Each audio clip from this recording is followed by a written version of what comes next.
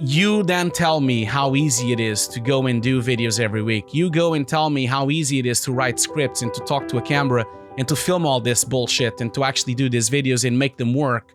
You go and try to promote videos every week and you put a post and you have 2 likes. Like, it is always against you. The algorithm is against you. The Twitter is against you. Reddit is against you. Everyone is against you. It's just hard. And at some point, the only thing left for me is to just do whatever I want. That's what I've reached my conclusion. I'm excited to introduce for the season finale the ever-present Hugo Guerra, who is a director, supervisor, teacher, and compositor in visual effects and video game cinematics. Together, we talk about creating an independent career in visual effects, the value of online courses, and how YouTube creates a distorted image of the work behind the scenes. You are listening to the 21 Artist Show, a podcast that inspires creatives to make meaningful content to pursue their passions. I'm talking with creators, artists, and engineers about their careers, lessons they have learned, and how to make an impact. I'm your host, Alexander Richter. I'm a technical director and coach in visual effects, animation, and games. For more content, go to 21artistshow.com. Enjoy the show. Welcome to the podcast, Hugo. It's lovely to have you here. Thank you so much for having me, Alex. It's been a long time coming. I'm very happy to be here. Big fan of your YouTube channel. Big fan of your podcast. So yeah, thanks for having me. Thank you. I'm also a big fan of your work. Basically, I was watching it for years now. I mean, your YouTube channel, Hugo's Desk, is a big contributor, I feel like, for the industry, especially for compositing. So and we are all also kind of connected already for years now, and it's so fantastic to actually meet for this episode. The idea of this episode is to talk a little bit about being independent in visual effects and animation. And I feel like you are one of the people who are always looked up to and say like, oh, you know what? I would love to kind of have this environment and this professionalism as Hugo has, for example. I watched your YouTube clips. I know your work in terms of your courses and stuff like that. So I was always wondering, like, how did you get there? So before we go into that, it would be important for me to a little bit understand a little bit your career that made it actually happen. So can you give us a little bit of a rundown as like, how did you start actually in visual effects and as a compositor? First of all, thanks so much for your kind words. I'm really, really happy to hear that you enjoy my channel. And yeah, you were saying how long it has been. It started in 2015, so it's going to be 6 years next month. So it's been a big journey. But yeah, I don't want to spend too much time explaining what I've done. I'll be brief, I promise, because I've told this story so many times. But I'm Portuguese, if anyone doesn't know. Like, I come from Portugal. My background is arts. I did a degree, a master's in fine arts. That was my background, painting, actually.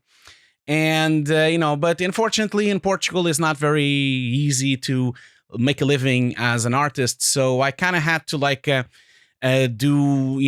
try to put food on the table. So I was very good in computers. I started messing around with After Effects and Premiere very early on in the late 90s. And this was because I was doing a lot of video art and short films and music videos with my colleagues on the art school. And so I started learning that. And so I became a motion graphic artist. I did a lot of motion graphics for television, for commercials, for corporate films in Portugal. I also did some short films, even did like a TV film as well. I directed a TV film in Portugal. And then, Portugal doesn't really have a very big industry. It's very small. You don't really get well paid, and you can't really live from it. So I had to leave, and I did. I did a show reel back then on a DVD, and I sent it to like hundreds of places all over Europe. I literally sent it to hundreds of places, and I only got a response from 2 or 3 companies. One of them hired me. It was a company in Sweden called Animec. Became an art director on that company, doing, Final Cut editing, doing After Effects, doing Photoshop work. And I stayed there for 3 years, did a lot of motion graphics and also video editing for commercials, for film, for like a lot of things we did there. And eventually I started learning Nuke while I was on that job. And that's kind of like how this entire thing started with Nuke. Became quite good at Nuke, after dabbling with After Effects and dabbling with Shake and dabbling with Fusion. And then I kind of moved back to London, after 3 years. That was like 2009. And when I came to London, I was already very proficient in Nuke. I've been using it for 3 years. And I was using Nuke since the first day it was available for everyone. So there wasn't a lot of people that knew Nuke back then, because most of the country was Shake based, from Apple Shake, from the software, the compositing software before Nuke came around. So when facilities switched to Nuke, I think I was kind of like on the right time, on the right place. I was one of the few seniors around that knew Nuke. And so I started like freelancing in London, worked at Nexus for a long time, and then I kind of went in and out of the mill as well, did a lot of other jobs in London. Eventually, the mill asked me to come in as the head of Nuke. Back then, I was co-head of Nuke with Juan Brockhaus. We were both heads of Nuke. Then we developed a department there for a lot of years. I was there for 5 years. We made a huge team of Nuke compositors on the company. The company was just transitioned from Shake to Nuke. And then I left the mill. I left the mill in 2015. I kind of wanted, after a very, I really enjoyed working there, of course. It was lovely. It opened all sorts of doors. I had a lot of friends. I still have friends today. I still have clients from there as well. But I felt like I couldn't really go any further. I was a VFX supervisor at the mill. The mill is a very old company. It has a lot of people that have been there for a much longer time than me. I felt that I was a bit stuck. I couldn't really evolve because I really wanted to direct things. So I left and started my dabbling on directing since 2015. And I did. I found a partner on a company called Fire.Smoke, which is an agency in London that does a lot of cinematics for games. And so I did. So far, I did 14 cinematics for video games, for different games, sometimes in-house, sometimes in-game cinematics, sometimes trailers, sometimes cinematics for the commercials. But yeah, I've been just basically directing game cinematics ever since. Still go on set to supervise as well. And I've worked with a lot of companies. I've worked with Ubisoft with their cinematics. I've worked with Activision. I've worked currently I'm working for Rebellion Studios, which I'm doing a cinematic for them, directing a cinematic for them. I've worked with Sony PlayStation as well. So, which is a dream come true. I'm a big gamer, so this was really like fun to kind of like get into that. I still composite my own projects, so I still am a compositor on my own productions that I direct, which is very uncommon. And I still edit them and I still grade them. So I'm a bit of a control freak on my productions, and I still do all those things. But I'm doing less, of course. But I now have larger teams around me, of course.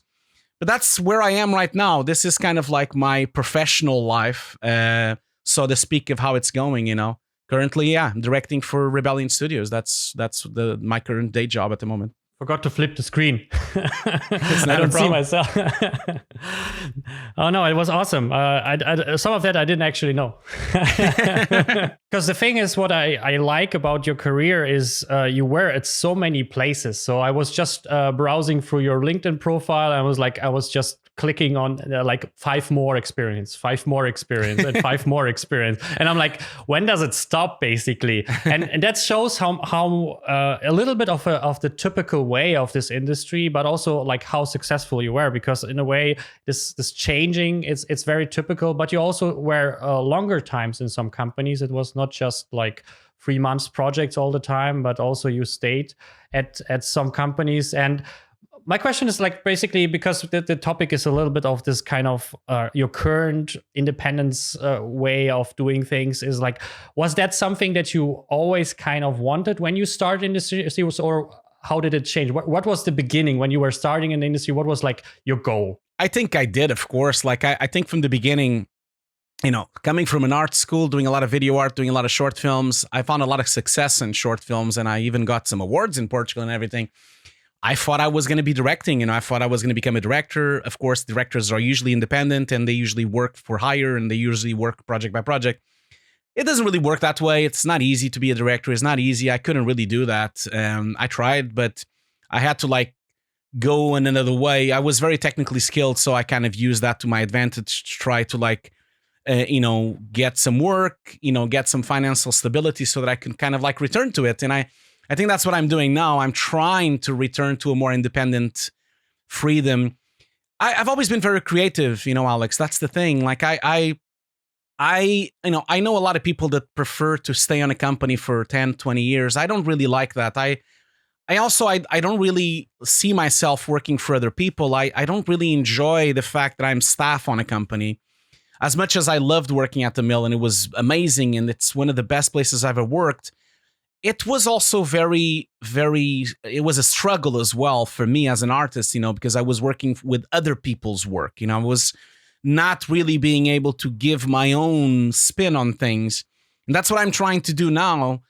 Obviously, I'm working on much smaller projects. I'm working on much smaller, low budget things that we didn't, like at the mill, we had like much larger budgets, but I prefer the control. I like to be more part of projects. I like to try to give my own spin on things. I like to give my own style to things. And I think that's why I don't think it's for everyone, independency, and I don't think it's for everyone to go and try to do your own thing. It's also very difficult. But I really recommend if you are very artistic and if you really love to do your own personal projects, maybe you should try, because that means if you're doing more personal projects than you're doing actual work, then that means that something is off balance. I just prefer. I don't like working for other people. I prefer to work for myself. Life is too short, Like, I look at myself and I think like, oh, I'm already 40. I'm going to be 43 this year.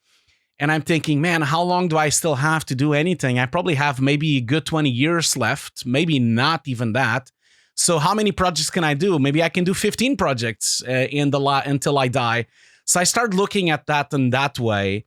So I might as well make them count. That's how I started thinking about it.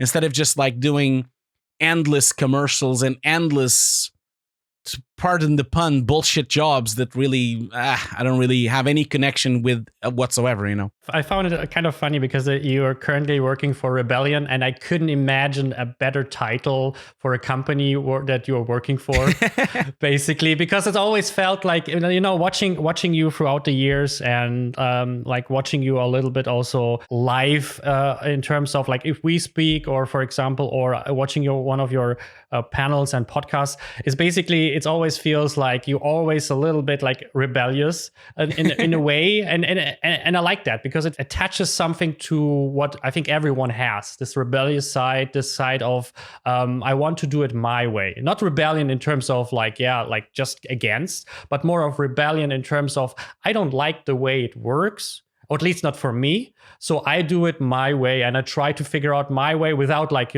stamping on other people's thing. Like, do your thing, I'm doing my thing, but not like just kind of bow down and say, this is the career. I don't like a lot of things of that, but I will follow it because this is the way, and everything else will be basically pain and conflicts and whatever. So I really like that, and that's one of the reasons I wanted to actually have you on the podcast, because I enjoy that part of you. I like that you think like it's funny, right? Like it's funny to hear someone else talking about that perspective. I didn't really thought about that. I didn't really want to sound like a rebellious person. I don't even think I'm that rebellion. I'm not. I actually think I'm pretty safe, and I'm actually quite, but I understand exactly what you mean. And it's funny that you're saying that, because it is exactly like that. I only want to do things my way, for sure, because I think it has to do with Portugal a bit. I think so, because in Portugal, when in the art school, I spent like 5 years on that art school learning how to be creative, how to have my own voice, and how to like basically, whenever you go to art school, you're basically taught to have your voice, to basically show what you want to do and have your own path. And I think I've never left that, So in a way, that's why I was saying that I try to bring a lot of art inspiration to my work and artistic flair, because I do like to have my own voice. I try my best. Sometimes I don't get the chance to get my own voice. And it's funny you're talking about Rebellion. Rebellion is a very off-the-cuff company, for sure. Not that I didn't came to them in purpose, of course not. Like You're it like, happened. okay, it was, what name matches my inner beliefs, basically? it was, it happened. It was like a coincidence, but they are very different, for sure. And I think that name comes from that. They do things differently. I really like working with them. They're amazing. And it's been amazing to work for a year now. I've been directing a cinematic with them for 1 year now. And it's been really cool to work with their amazing team, their VFX team led by Sun and by Annie Shaw as well, the producer. It's just been great working with them, and they are different. I do like working with different companies for sure. And when I came into the mill was also different. I don't think it is that way anymore. A lot of things have changed since I left the mill. It's been bought by Technicolor. Also, most of the people that were there when I was there, they've left as well. So it's not really the same company anymore. It's a lot more corporate company. When I was there, it was still owned by a few people, So it's different. I think things change when that happens as well. So. Yeah, but I think that's also important, because a lot of times I talk with successful people and people who want to really push. I always have the feeling they're always kind of also pushing like their own boundaries, not just in terms of skill, but also in belief. So it's always kind of like, you were a supervisor already. Now, I mean, there is not much to go there. You can basically attract bigger projects, but like, what do you want to be? CEO? Basically, it's the only thing that would be the next step there. But you're still kind of, I have a comfort situation here, like a job, but you're still kind of, but that's not exactly what I want to do. It's not about the supervising role that makes me fulfilled and that makes me interesting. And nowadays, for example, what I really like from your side is like you're combining things. You love games, so you do a lot of game like cinematics and stuff like that. Yeah. And that's amazing. I think that's something where you can see this. You don't have to separate everything. Your job and your hobbies. I feel like you can combine them in a lot of sense, and I think that's what I see from you also. I definitely agree with that. I'm sure Anna, my wife, agrees with that as well, that I do live and work and live. It's the same thing for me. It's always been, Alex, I think it's a problem as well, but I've never been very good at separating anything. My life is one single garbage truck on fire, that kind of keeps going until it stops, I guess, when I die. It is a bit like that. It is a bit like that because the thing that happens is that, I play games and I'm always thinking, maybe I'll do something like this, or maybe I'll contact that studio because I like their game. Or I'm watching a film and I'm thinking, oh man, I should do a little sketch on YouTube, or maybe talk about this film. I'm always thinking about something that I'm gonna do. I'm never really like looking actively for a job. I'm just like doing stuff. Obviously, I must say that I don't want to sound like a dick, like I am incredibly grateful that I've got the opportunities that I got, and that I'm actually blessed that I'm doing things that I love. Not everyone has that luxury, And so I'm blessed every day by that. And until it stops, if it does stop, I'll do something else. But I've never really managed to separate anything. And these days, it is merging more and more, because I'm now focused more on my YouTube channel. I'm focused more on my streams. I'm already kind of, when I'm doing a job, I'm currently directing for Rebellion, and I'm already thinking ahead, like, we're almost done. What is going to be the YouTube video I'm going to make about this? And maybe I'm going to do a stream about that shot. Or maybe I'm going to do an interview on this guy. I'm already on one step ahead thinking what's the content I'm going to create from that trailer. So I think it is all merged for sure. That's something that started happening at Fire.Smoke, because at Fire.Smoke, they were very open to that. It was owned by a dear friend of mine, Will O'Connor, and he was very open with that. I was telling him, can I use these shots on YouTube? Can I make tutorials? Can I make this construction videos? And that was very new, not a lot of productions used to give shots in production for people to play around on YouTube. And they said yes, and we got clearance from the studios and we got clearance from the games industry. They were fine with that. Most of them, like, I did a bunch of videos about Homefront Revolution, and Dambuster, the studio that made that game, and Deep Silver, they loved it so much that they've retweeted my videos. They retweeted my tutorials, so they thought it was more publicity for their game. They were very happy to allow me to show production shots and to show the green screens and to show the plates and to show the behind the scenes.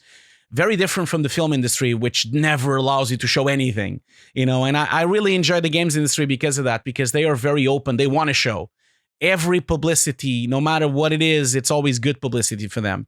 And that's been really refreshing to see and to work that way, you know? Yeah, it was also refreshing for me to see like your videos and then see like real cinematics from like real games that you maybe even played yourself. And then you're like, oh, he breaks it down now. Like this is something you like. I mean, like if you did worked on Marvel or Avatar or something, good luck. Like you can never break it down. Like this is you can maybe like color paint the final image a little bit and say like, oh, this is something here background or something like that, you know. But so that was something where I felt like your quality jumped extremely, and it feels more relatable to reality. You know, it feels more to, you know, no, it's not that example, you know, the cube basically that you are doing, but you are doing like, this is the real thing. And I show you how I did it. And if you like the final results, then maybe you should learn how I did it, basically. Yeah. And that's something I really enjoyed by watching your videos. That was the whole point of my doing my YouTube channel, of course. My YouTube channel has gone through a lot of phases, you know, Alex, like, because as much as people think, oh, I'm just going to open the YouTube channel, it didn't really happen that way. You know, like I started the YouTube channel completely randomly. I was still at the mill when I opened up the YouTube channel. And back then on the first videos, I only was playing games. I was like playing games while I was commenting the games. It wasn't even tutorials. All those videos are gone. I removed all those videos from my YouTube channel because they embarrass me. I don't really want to watch that anymore. But that's how I started. I started by having gameplay videos like everyone else on YouTube. And slowly but surely, I started like, oh, maybe I'll do like a tutorial here. And then I did, you know, the series of You Just Have to Be Better, the short ones. And then I did another one, and then I did another one. It was completely I never had a plan, Alex, at all, you know. And it took a long time, you know. To have the first 1,000 subscribers, it took me like a year, you know. I wasn't even looking at it, you know. I just like started putting some videos here and there. There wasn't a lot of Nuke compositing videos on YouTube. Now there are, of course. And then it kind of started growing. And then I started doing the disc constructions. And then I started doing the podcast. And then I started doing like the streams. And then I started doing like more complex videos. Then I even started doing reviews. It was all so organic. There was no plan. This is a problem I have, Alex. I have no plans. Nothing is planned. I never have planned. This is something that really this like, it stresses Anna, my wife, and it also stresses me sometimes. I really don't know what I'm going to do next year. I have no plans. I don't know. Maybe next year I'll do something else on the channel.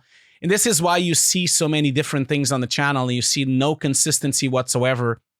I've tried that. You know, whenever you see those videos saying your YouTube channel has to be consistent, you have to put a video every week and you have to do it at that hour and this hour, I given up. I tried so many times to do that. But, you know, life happens and then problems happen and then it doesn't really work out. And then YouTube's algorithm sucks for small channels. You know, they don't care about the small channels. They only care about the big ones. So I gave up. I put a video when I prepare the video when it's done. When it's done, it's done. If it takes me a month to do it, it takes me a month to do it. If it takes me an afternoon, it takes me an afternoon. Sometimes I put 2 a week. Sometimes I put 1 a month. Sometimes I spend 3 months without putting anything. I've given up trying to have a consistency. I'm ready when I'm ready. That's kind of how I'm now thinking of my channel. You know, like I don't really, because you see, it's my channel, right? It's not someone else's channel. So if someone wants to watch it, very happy that they're all here. But I constantly get messages from people. Oh, why don't you put more tutorials? And I always answer the same way. Well, you know, there's a lot of tutorials out there now. You don't need my tutorials anymore. There's other people doing tutorials. So many other. What's the point of me doing another tutorial with the same topic? You know, I'm trying to do something different. I'm just like trying to do other things that I like and that I enjoy. That's kind of why I started doing the podcast I'm doing now with Ian from Before and Afters. I really enjoy doing that. And I might stop in a few months. I don't know. We'll see. But it's definitely, yeah, there's no plan. Sorry about that. Sorry for the disappointment. I mean, I can totally relate to that because that's the thing I think every YouTuber goes through. It doesn't matter how big you are. It's like you start to do your thing and then you think like, oh, this will be going like that way. And after some months, you get bored. You kind of felt like, because if you're recording, I'm not sure how it's for you. It is a lot of like pain in the beginning. it is very painful, like just recording, because I don't know how your making offs look like, but my making offs are basically hi and welcome, hi and hi. And then you can really see sometimes me like getting really frustrated in the cuts the things that I cut, because I'm like I cannot say the easiest sentence anymore. And then it feels like every step of that becomes painful. And then when you think about the next video already, like I sometimes get nervous about that, and that's the point where I stop normally, because it feels like work. Yeah. Yeah. And you don't get anything out of it in terms of like money or something. So the moment I feel like YouTube is not my work at the moment, so I don't want to feel it like work, I normally stop. And that's why I absolutely feel you. My channel is also very inconsistent in a lot of sense. I'm so glad you're saying that, because people really have the wrong idea. It is not easy to do YouTube, for sure. I also have the same problem as you, Alex. Not as much now, it flows a lot better now.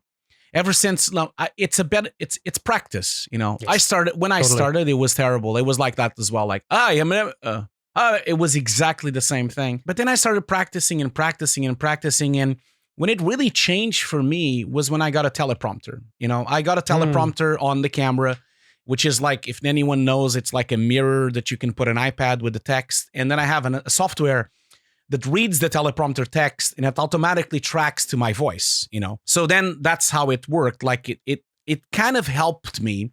I don't use the teleprompter as much these days, but there was a phase on my channel where the teleprompter really made me have a big flow, and it started giving me more relaxation. Now, these days, I don't really need the teleprompter all the time. Maybe if I'm doing a review or if I'm doing a more complex video, then I will put a teleprompter. But these days, I'm doing it more on the fly.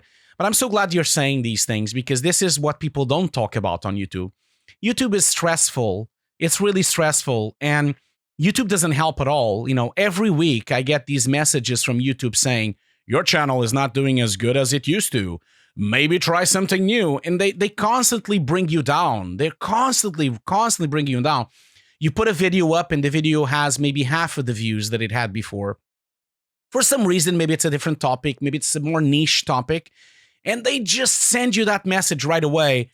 Your video is not doing as good. Maybe try to do different sound, or try to watch other people's videos to see how they do it. And I'm always thinking to myself, no, I don't want to watch other people's video. I want to do my video. I don't want to have an homogeneous YouTube channel that is looking exactly like everyone's video. I want to do my own thing. I want to have my own voice. So I really, really hate that they do that. And I've talked with a few people about this, but I don't even imagine the amount of anxiety that getting those messages from YouTube saying that your channel is not performing as well as it should. I don't even imagine. Some people must give up. They look at that message and thinking, man, I'm not going to do this anymore. Even they say I suck. And you don't suck. That's the thing. Like, YouTube algorithm is built for millions of views. It's built for people that are doing, topics that are watched by millions. It has to be generic and general topics. We are very niche, anything related to compositing. Just look at, I always think about this example. My channel has, very, very lucky. I have 37,000 subscribers. And I'm always thinking to myself, oh, that's so little. But then I think to myself, is it really that little? Then I go and watch, for example, the Foundry's website. Foundry's YouTube channel has 75. And then I kind of puts me into perspective. I think like, well, okay, so the Foundry only has twice as much as me. So that means they also don't have a lot of people. They don't even have 100,000 subscribers. That only gives me the idea that there's actually so few Nuke artists in the world that probably you can't have that many subscribers. Then it puts it into perspective. It puts it into perspective that maybe you're actually doing well. It's just that YouTube is just catered for millions of views. So for anyone listening, if you're starting with a YouTube channel and struggling and having 400 views or 300 views or, 500 subscribers, don't give up. Don't give up, because eventually, if you have a core audience, if you have people that like you, I always think to myself, if you have 1,000 people that like what you do, you're going to be fine. because then you can put a Patreon up, you can get some money from there. Maybe you can get an interest from a sponsor. Maybe a sponsor can give you some money. That's what happened to me. My YouTube channel gives nothing, $0 almost. Like it's so little money from the YouTube channel that I don't even think about it. What gives me money is the Patreon. What gives me money is my Nuke course. What gives me money is my sponsors. And also the sponsors, there's a lot of companies out there that would be really good fit for these kind of niche things that we're talking about, because they also have small audiences. So always have that in your mind. If you can find 1,000 people that are, that like your content and they are willing to support it either as a member on YouTube or as a Patreon, then you probably have something going and probably it will work. So ignore the messages from YouTube and ignore looking at other channels, ignore the channels with more, because they are doing something else. They're doing different things. You can't compare yourself to channels like that. It's not the same. You can't look at like Angry Joe show that does commentary on games and he has 3 million views. Of course he has 3 million views. He's talking about games and he's been there for 20 years almost and he's angry all the time and those things sell. It's a completely different world, and just be yourself. I think that's really what I want to tell everyone, Yeah, I think that's one of the things that I see people don't really recognize, that is the journey. It is much harder than you think it is. It's not like everyone's like, I will start a new YouTube channel, which is very obvious, It's not like something like not something that you cannot package. But then people don't understand how long it actually took for you and for me and everyone else is like to actually focus on something, or at least kind of find your way of motivation, find your style a little bit, find your audience. All this stuff is basically kind of hidden, but like actually this is the most painful part of everything, like the moment you make it, you don't care about it anymore, because there was so much path in that way that it was actually something where you're like, of course, like anything else would be strange, basically. And so you were mentioning the 1,000 true fans. There is this amazing article about that, and I feel like this is something I also started to get pressure out of me. Is kind of like, first one is like, your YouTube channel, it's not your company or something. You don't have to create YouTube videos to be productive or something in itself. Yeah. It doesn't matter what your YouTube, maybe it's a tutorial, maybe it's a podcast, maybe it's you talking about life situation, games, whatever. It is not there to appeal to someone. That's not the idea. At least it shouldn't be, because as long as you don't want YouTube as your pure career, I feel that's an important thing, because a lot of times, and I feel everyone falls in that trap, is kind of like you start with a good intention, and the longer you go, the more you start to compare yourself and to adjust yourself to this direction. Like one of the things, the reason I started my YouTube channel was actually my scripting for artists series. I actually broke down 3ds Max, Maya, Nuke, and then basically I wanted to have like 10-20 minutes video where I explain for an absolute beginner how to use Python in Nuke, how to use Python in Maya. And when I was finished with that, I actually had nothing to say to that. I was like, this is what I wanted. I don't want to create a part 2 or 3 or 5 or 7 of that and then continue talking about one command for 10 minutes each week, basically the thing, or 10 tips how to use. That's, in a way, it becomes kind of this pushing force where you feel like, okay, I have to do that now because that is what expected from me. And that's, I feel like, where a lot of times like people like us are like do the break and say like, you know what? I tried. It doesn't really work with me. It doesn't motivate me, and that's why I was wondering. I always feel stressed because, like you just mentioned, that you were doing this project and you're already thinking about the next YouTube video for that. Sometimes I feel, because it takes so long till you actually do the video, it stresses me out. You have it all time in your mind, and you try to find a better angle and to prepare it, and then you're like 3 months in your head, and you postpone it all the time, like a dentist appointment, basically.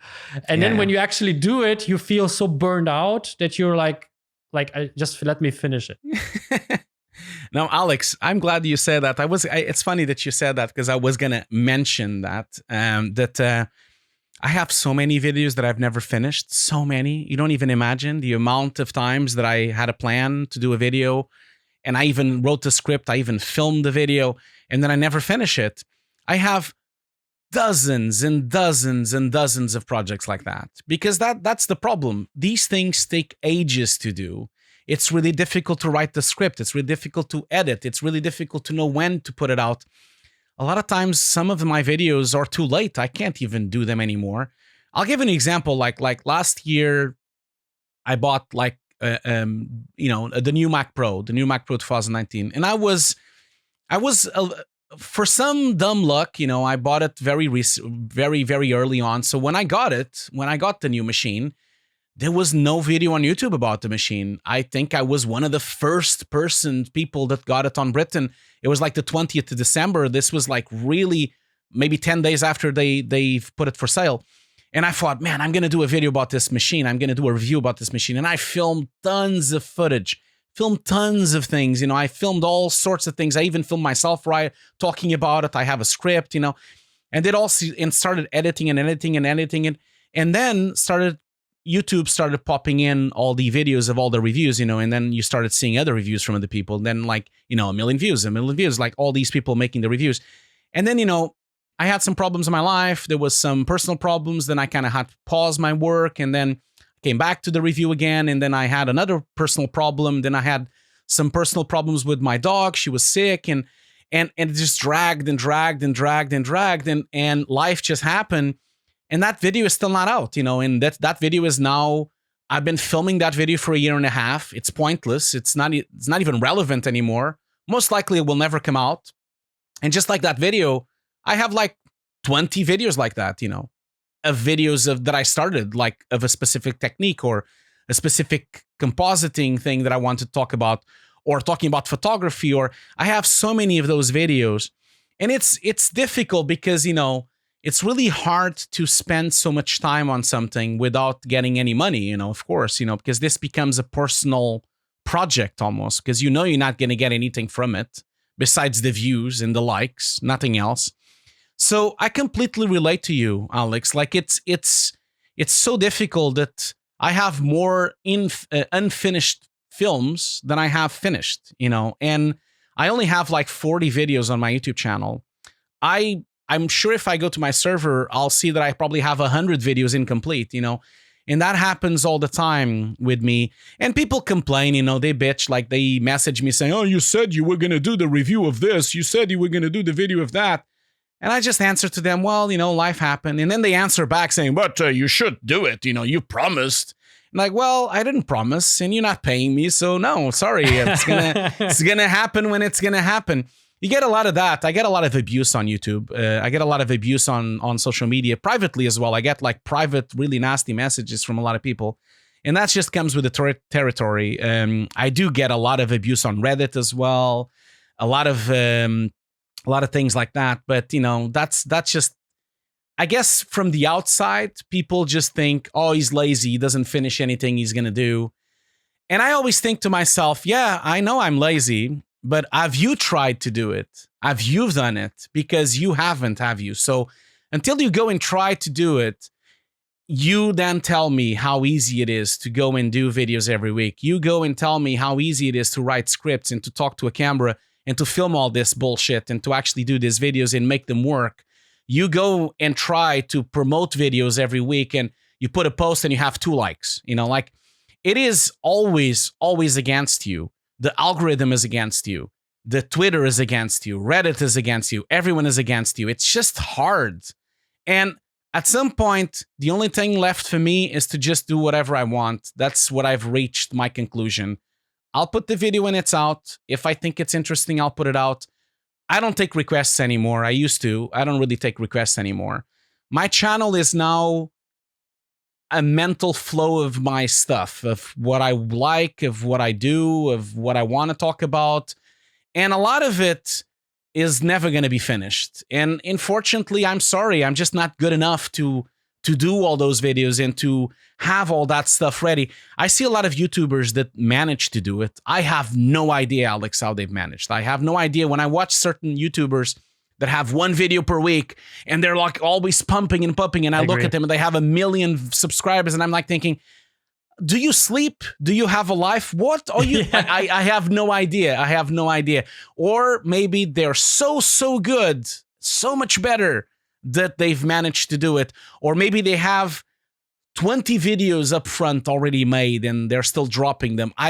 I've never really understood that output, that level of output. I will never be able to match that. It's just not going to happen. I guess I'm not good enough and I'm maybe lazy. I don't know. It's very difficult to do that. Life happens, it's difficult. But that's the feeling. It's funny that you talk about that because I absolutely, I can so relate to your situation because the thing is, the lazy feeling, it comes with the territory. Yeah. Because you don't finish as much as you want and it feels so easy, like it's a 7-minute, 10-minute video for sometimes, typical YouTube video. It feels like I will do it instantly. I was just working on my channel video for this thing. For this channel, I was working on that for 2 weeks. It's a 2-minute video. I also used a teleprompter. I used but it took me forever because it's a 2-minute video. It basically has to be like a commercial, basically. It has to be snappy. Everything has to be good. I have to perform well. I have to be excited and all this stuff. And for example, one of the reasons I'm doing this podcast is actually because I love it. I stopped it. And I was like, okay, it's too much work, everything. But then I was like, if I can bring one thing back from my YouTube channel, it's the podcast because I love to make it. I love to edit it. Even if I watch the whole 1 to 2 hours 7 times, I love all 7 times. And if I don't love something in this 7 times, I cut it. Yeah. Because it means I'm getting bored. But normally I don't cut anything. And I'm like, I watched 7 times just to finish it up. And I'm still loving it. And so for me, this is cool. And I feel like for me, the podcast has exactly the right amount of work to benefit. And I don't really care as much about the publishing as I'm caring about actually the whole vibe, the whole discussion. I'm asking questions that I'm interested in. I'm not asking question that someone else or I think people want to know. I'm asking question of I want to learn about that. And sometimes I'm asking question about if I would be younger, if I would start, I want to people understand that this is like basically we are talking about YouTube and sharing a little bit of the reality of that. So I absolutely relate to that. And I think that's the travesty of YouTube or basically everything like Instagram, every Twitter. It is, yeah, it is. And it's always the feeling of laziness and why do I'm doing that every 5 minutes? That's the thing, isn't it, Alex? That's why we're having a candid conversation. We're having an honest conversation about this because we are open about it. I'm so open now, and you're being so open as well. I feel like this is not discussed enough, The same goes for any tutorial I make, even my online course, I always have these plans, and then I never fulfill them. And it's not because I don't want to fulfill them. It's just because I can't do them sometimes. I'll give an example. 3 years ago, almost 3 years ago, I started my Nuke course on Kickstarter. And the plan was to make a course with 50 hours. That was the plan, 50 classes. So maybe 25 hours or something like that. That was the plan. That's what I set out to do. And it started really well. I thought, this is going to be a breeze. I'm going to do it. But then, life happened, I had a lot of family problems. I had a lot of problems, personal problems. I got delayed. And then my other teacher got delayed. He also had personal problems. And then I got delayed and he got delayed. And we stumbled and stumbled. And then we came back again. And then we stumbled. And we came back again and stumbled. And we came back again and stumbled. And I always try to do what I'm set out to do, but then I tried I tried too hard. So what was supposed to be 25 hours of 50 classes is now 150 hour classes, So my course is now 150 classes. It's 75 hours long so far, and it's still not finished, Alex. It's still not finished because I'm spending way too much time on certain topics and I'm making the videos too complex and the videos are too deep. Anyone has made my course, any of my students will tell you that the course works for them and the course is very detailed, probably too detailed. And I feel like, unfortunately, the reason is because I keep putting the goal point higher and higher, and then I never really reach it. And that's why then you go to Reddit and you get people complaining, oh, Hugo hasn't finished this course yet. No, I haven't, because it's now 4 times bigger than it was supposed to be. But I still haven't given up. It's been almost 3 years and I'm still doing it and adding more classes and adding more classes. We started with Nuke 10.5 and now we're Nuke 12. It's an evolving course. And I apologize to anyone that bought the course. I apologize to anyone that is upset that I haven't fully finished the thing. But I can't do it any other way. I somehow am trying my best, but then life happens and then personal problems get in the way, family problems get in the way. And it's just became a beast of itself. And it's almost finished. It is, to be honest. I'm almost done with the course. By the time it's done, it's going to be 200 classes. And it's going to be like 85 hours or something like that. World record, it will kind be, of. It will be like literally the biggest online Nuke course ever made. It's already the biggest online course ever made, for sure. I've already checked. It's also the most detailed and the most, it covers everything in Nuke. The only thing I haven't covered yet is just the final topics, the more advanced part of the course, which I'm still recording. I'm very proud of this project I've done. Unfortunately, it's not public. I can't make it free on YouTube. I wish I could. I always think to myself, if I was rich right now, if I won the lottery tomorrow, I would just publish it on YouTube and that's it. But unfortunately, I can't do that. It's 3 years of my life. It took me 3 years to do it. And I just can't put it for free on YouTube. I've been lowering the price as much as I can, but it has to also give some kind of profit for the hours that I've made. Otherwise, it's going to be not worth the project, But it's difficult to finish things, Alex. That's the thing. That's the reality. I don't think I've ever talked about this on any podcast, really. The difficulties that people have with personal problems, with life issues that happen, all sorts of things that happen.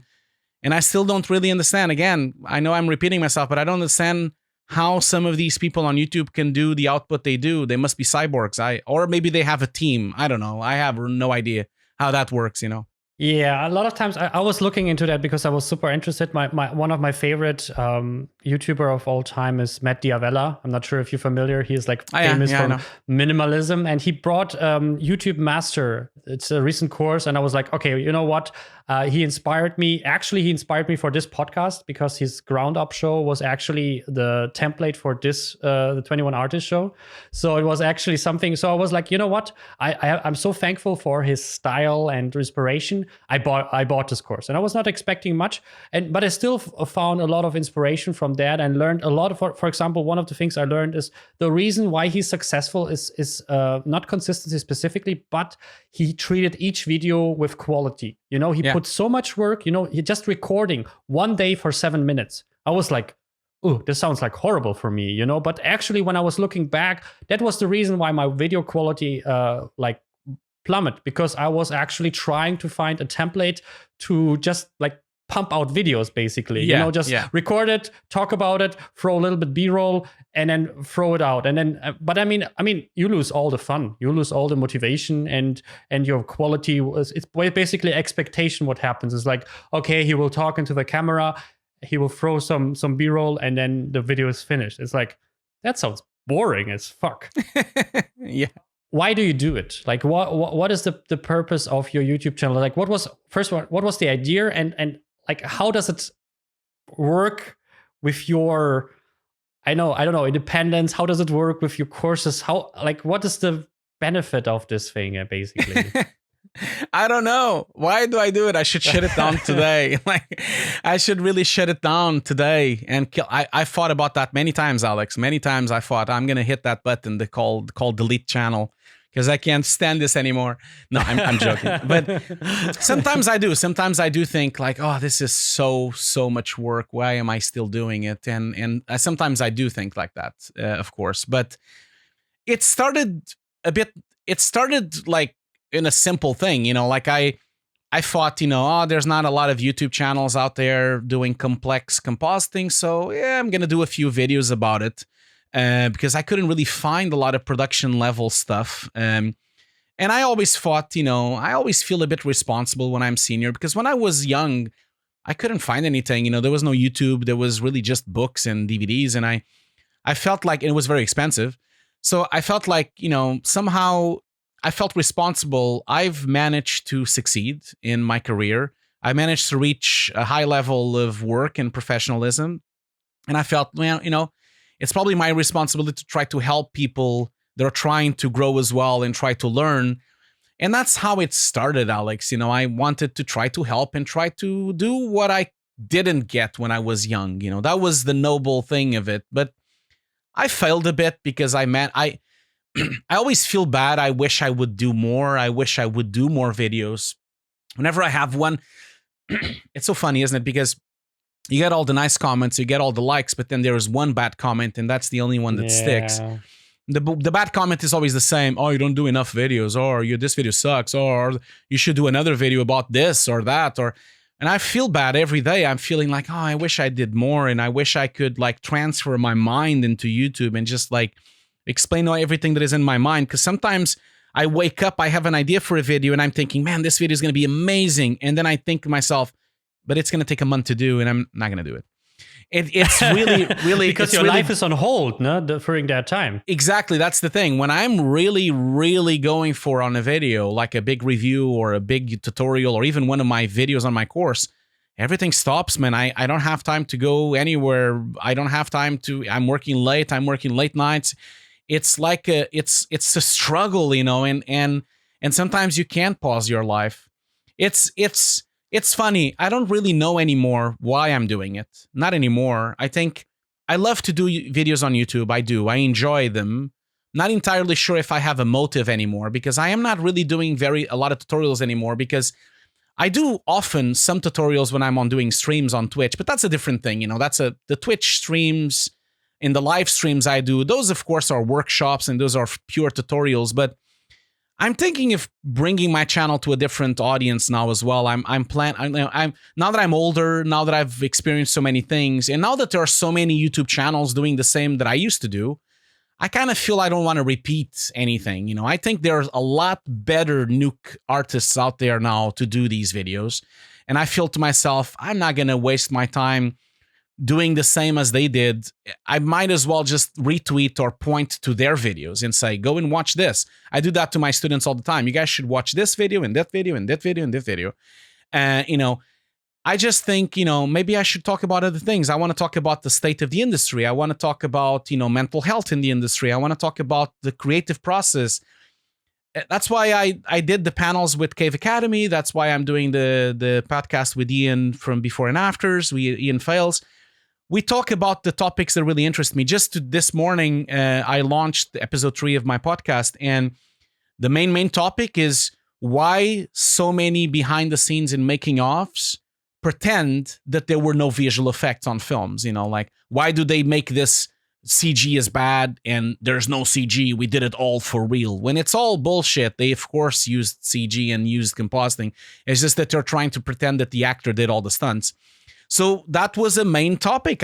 We talked a lot about that, and I love talking about that. So these days, I'm more interested on talking about these core topics, these kind of industry-specific issues that really, to be honest, I don't see a lot of people talking about it, especially the mental health, especially the struggles, the dark side of visual effects. That's something I've been preparing to do for a while, a series of videos called The Dark Side of Visual Effects. And I feel like that's where now I'm inspired to do something different, to try to show people that the industry has some issues that we could probably, if we stick together, can solve, So to answer your question, why am I doing it? It's still the same thing. I want to build a better industry, and I want people to be better, and I want the industry to also be better to their employees and to have better working conditions and to have better work balance with life. And I want to talk about that. Because those things are close to my heart. I have a lot of problems these days because of this industry. I have optical nerve damage. I have the elimination of the brain. I have all sorts of issues. I have a sciatica back problem. I have a sciatica leg problem. I have concentrations issues. I have numbness on the limbs because of being on the computer for long. after now 22 years of a career in front of a computer, I'm now suffering all these problems, both mentally, physically, and these are the things that I'm now want to kind of talk about, and also like talk about the behind the scenes of the industry as well, because I don't want people to be on the same place as me. You know, I feel like we are a very unhealthy industry. That's why I'm doing these videos, Alex, now, and people don't like them. You know, would you believe me if I would tell you that the day that I published the mental health video, which is a video I did with Cave Academy about talking about the mental health status of this industry, that on that video, the day I published it, not only it was one of the worst performing videos I've ever had on my channel, and I don't mind that, it's fine, but I actively had 50 people that unsubscribed my channel on that day when I published that video, you know. And that tells me something. That tells me that there is a problem.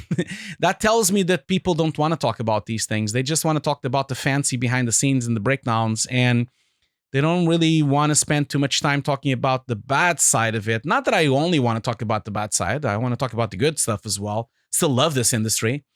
But I feel that it's our responsibility, the older generation that is now on this industry, because I'm not young anymore. It's my responsibility to also kind of warn people and also to talk honestly about what's happening, you know, without all the fancy bullshit of the behind the scenes and all the beautiful things that come out on breakdowns. There's also a lot of stuff that should be fixed and a lot of stuff that should be better, you know. So I think that's where I'm driving my channel now. And I might lose a bunch of subscribers. That's okay. If they leave because of that, that's better that they go anyway. It's okay. But I feel like these are the things that are now concerning me. So that's what I'm going to be talking. And I'm still going to have the occasional tutorial, the occasional workshop, and I'm still going to have the occasional review because I really enjoy doing them. And I will definitely have live streams because I do love to do live streams. But I want to have call-ins, you know, like a radio show. I've been doing that lately on Twitch, where I'm live on Twitch and I'm reviewing someone's show reel and they call in. And I kind of force them to call in so I can talk to them, you know. And I'm going to do more of that, calling in like an old school radio show. I like to hear people's opinions and people's life stories regarding that. Definitely going to do more of that. And I know that if someone is listening to me now, I know that I haven't been on Twitch for a month, but that's just because I had a very big personal problem lately. You know, my dog died after 16 years, and it's been very difficult for me to come back to work. You know, Alex, it's difficult to smile into a camera when things are not smiling around you. It's not easy, you know. And things are not smiling on the household here. It's not a smiling time in my house right now. So it's not easy for me to go on Twitter. I'm very transparent, you know. I can't go to Twitter, pretend that everything is fine and like, woohoo, yeah, hello, love you guys. I can't do that right now because I'm not on that mood. You know, I'm on a very dark mood right now. So yeah, I'm sorry. I'm babbling and talking and, you know, I'm sorry about that. But I mean, I can relate so much. I think you probably don't even imagine it. Like, so everything you just said, I feel like you talk out of my heart, because exactly how I felt. It is exactly the situation is. Like, I don't want to pretend. I don't like it. If I'm excited, I'm excited, and you can see it. And I want my videos to be entertaining and educational. It depends on which video, depends on what. But what doesn't work is if I'm like pure myself. Like I mean, like if I would do a video and I'm just like, hey, let's do a video, like, you know, like completely like neutral myself, kind of, you know, it will not work. The video will be boring. It doesn't matter what I say. It doesn't matter what. There is no energy. So I have to either be excited or like pumped, you know, like even negatively pumped, but like pumped, like you know, this is bullshit, but because you can feel the energy, and the energy is important. You don't want to watch a video where the energy is down. And it doesn't mean it has to be happy, but it has to be up. And I think that's something which is super hard if you handle like, you know, kind of a depression situation, or if you handle unmotivation, no creativity. You are maybe too much into other work, so you have like basically no brain power to like find the cool angle. And especially if you're doing a recording, press record, press 7 other buttons, and then you're like, hi, welcome to my channel. I'm like, and it's like, whew. And then you do it 7 times, and maybe if you don't have a teleprompter, as I did in the beginning, I was sweating and I was dying with each sentence basically. And then I was thinking like, I still have to edit this thing and I still have to do a thumbnail. Don't underestimate the thumbnail and stuff like that. So I absolutely can relate to all this thing. And by the way, since you mentioned it, the mental health video was actually the main reason I was thinking about inviting you here as an episode. I'm glad it worked for that then. It was actually the video that for me brought you back on my radar, because the thing is I mean, I want to have guests here that I can also kind of like skill-wise and technically connect to. You know, you're in Nuke Compositor. I'm not so much into Nuke. I know all the basic stuff. I can do a pipeline in Nuke. But if we would talk about compositing, I will get me lost probably after a while, you know. So I was kind of like, but this specific topic where like, you know what? I love if people are open about things. I love to talk about, I mean, we can talk about technical things, but I need to find an angle for myself so I can contribute also to that. So it's not just an interview or something like that. And I watched this video. I was like, this is something I can absolutely relate to. I feel like there's not enough talk about it. I feel like this is something people try to avoid. In a way, and one of the things that I liked about that, and that's why I called you rebellious in the beginning, is this thing about finding an angle to talk about the bad things. You know, there's a lot of things I would like to talk, but I cannot find an angle about it. You know, there's projects I did recently. They're horrible. They were absolutely insanely horrible, like burnout horrible. You know, like But there is no angle to talk about that, because if you start to talk about that, it's like, okay, you either sound bitter, or you sound dismissive or something in this talk, and then the question is about what does it happen with your career? Because let's imagine you're applying for a job, and by accident, one of this interviewer or your future jobs like watching it and creates an impression of, oh, he's just negative, or he's always like, this is the only thing. So if we hire him, like we will have basically a problem on our hands. And so I still try to find an angle talking about like specific things that I actually don't like and I experienced, or I want to investigate in a way, you know, in a discussion or something, without just making it, you know, I hate everything and everything is bad. So that's why I feel like it's always hard, because at the end of the day, you have this career on the line thing a little bit. You know, this feeling of like, if I say that, what does it mean? I mean, that's one of the reasons I try. I mean, I'm not sure to do live at the moment, to be honest. Because I want to make sure that my guests feel safe. Like, you know, if I talk to someone and I ask a question, and sometimes you start to answer, but then you get the feeling is like maybe someone can interpret it in a completely different direction, and then I'm looking super bad. I'm like, I don't want that. I want that you can talk whatever you want, and if you feel this is not a good answer or makes a bad angle on what you wanted to say, I will cut it out, because that's not the idea of this thing. The idea is you talk and you feel free and you feel like I expressed how I wanted to express it, and I think that's super hard, and I think that's one of the reasons why this kind of thing on one side are not talked about, but on the other side are dismissed, because people don't want to see that, because they want that the industry is so fantastic and all the sacrifice has a meaning. Yeah, I know, and I don't want to be dismissive either. I think the health panel is not that negative. I actually think. No, it doesn't. I felt it was. I tried to be as positive as I could, but I know exactly what you mean, Alex. First of all, thank you so much for saying the kind words about that panel. I'm glad that you liked it. It was a very important video for me. It took me a year to get a health panel up and running. It was very difficult. I managed to get an amazing partner on Cave Academy to do it. He was really, Jay was really up for it, which was amazing. And he invited me right away when I said I was interested on this. But I'll tell you a secret, Alex. It took me almost a year of knocking on doors on companies, on sponsors to try to get this thing up and running. Everyone said no to me. Everyone said, no, we don't want to talk about that. No, we can't talk about that. No. People are going to complain about a specific company. People are going to complain about this. We can't do those things. And I said, well, that's the point. We need to talk about this. And so I was almost giving up to a point that I was going to just do it myself, And then it was so cool to find Jay on Cave Academy. He was planning to do this talk. It was like the minds combined. I was planning to do it. He was planning to do it. And then we kind of like joined our efforts. But everyone else turned me down, sponsors, companies, other visual effects houses that were not in. And also people turned me down saying, no, I can't do it. Otherwise, I'm going to lose my job. And so it was very, very difficult. And I understand that point of view. I can tell you for a fact, Alex, that I have lost jobs because of my YouTube channel, because of certain things that I've said and certain things that I've shown. I've gotten emails from people. We were thinking of using you, but we know that you're going to say this and that on YouTube, so we can't really do it. I'm okay with that. I'm living with that now, because also on the other hand, I've also got jobs because of my YouTube channel. I've also got contacted from people saying, just the other day I was on set for an Adobe commercial, and the company that hired me, I